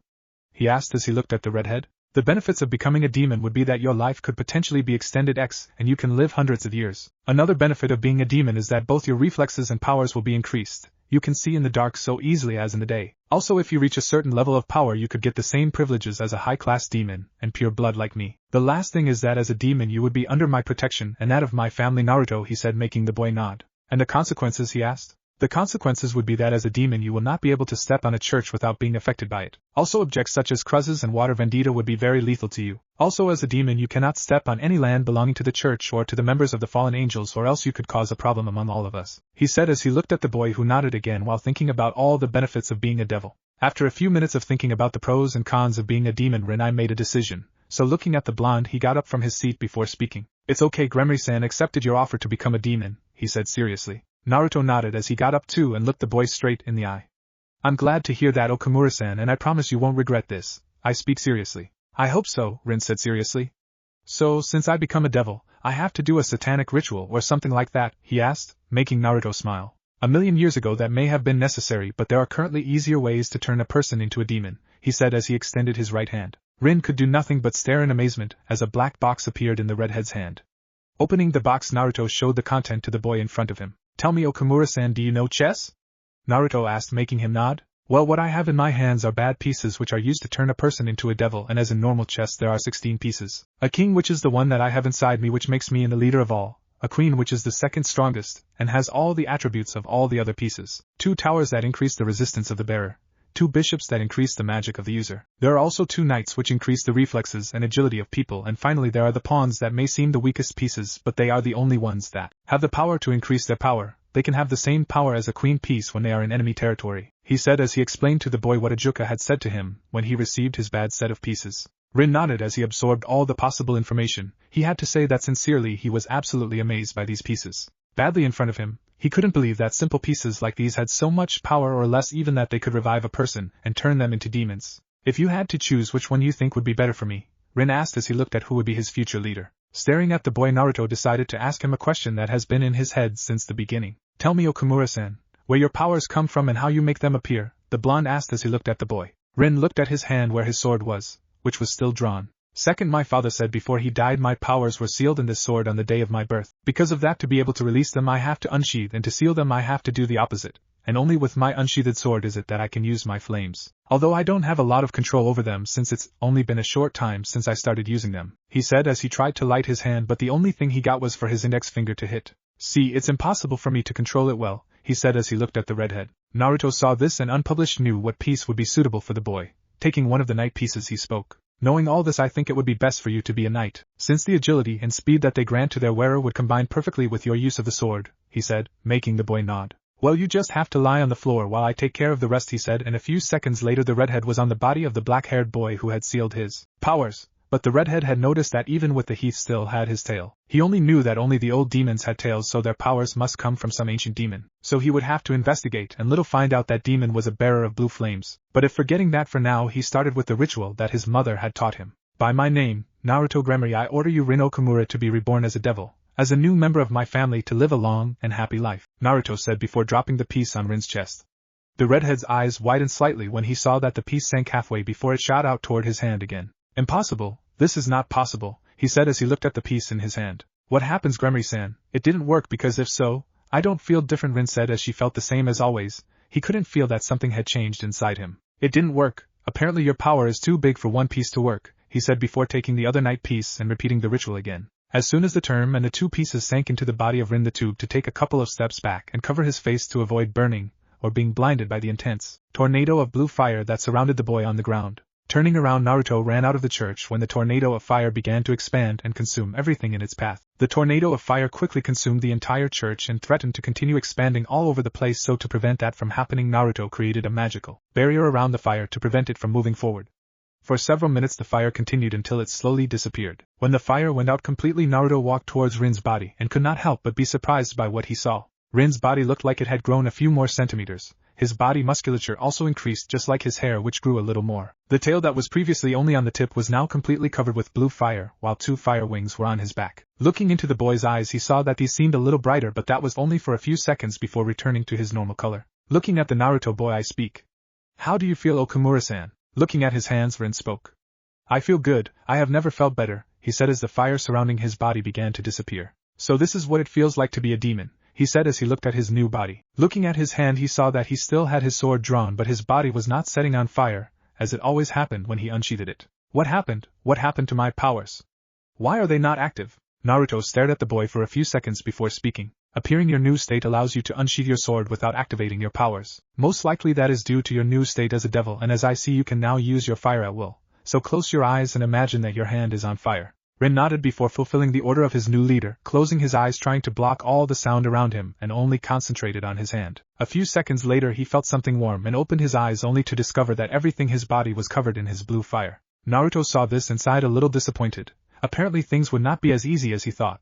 But if everything in life were so easy it would be very boring. It seems you need to be able to train a little to be able to control your powers well, he said as he looked at the boy covered in fire. Fortunately for you I can teach you several exercises that I learned from my mother and my older brother who helped me control my power. But for that we have to leave here since it is only a matter of time before someone comes to have to. It was what happened here, he said as he looked at the remains of the church which had ended up being nothing but burned debris. Rin turned and a sad look landed on his face as he looked at the remains of the church where he lived all his life. He saw that there was nothing left that could be saved. Looking at his sword he saw that apart from the memories this was the only thing left of his father. Yes, I also think we should leave. There's nothing here that can be useful to me, he said as he walked to the redhead. And now what do I have to call you, my master, Naruto-sama, or how? He asked as they both began to walk away from the burned church.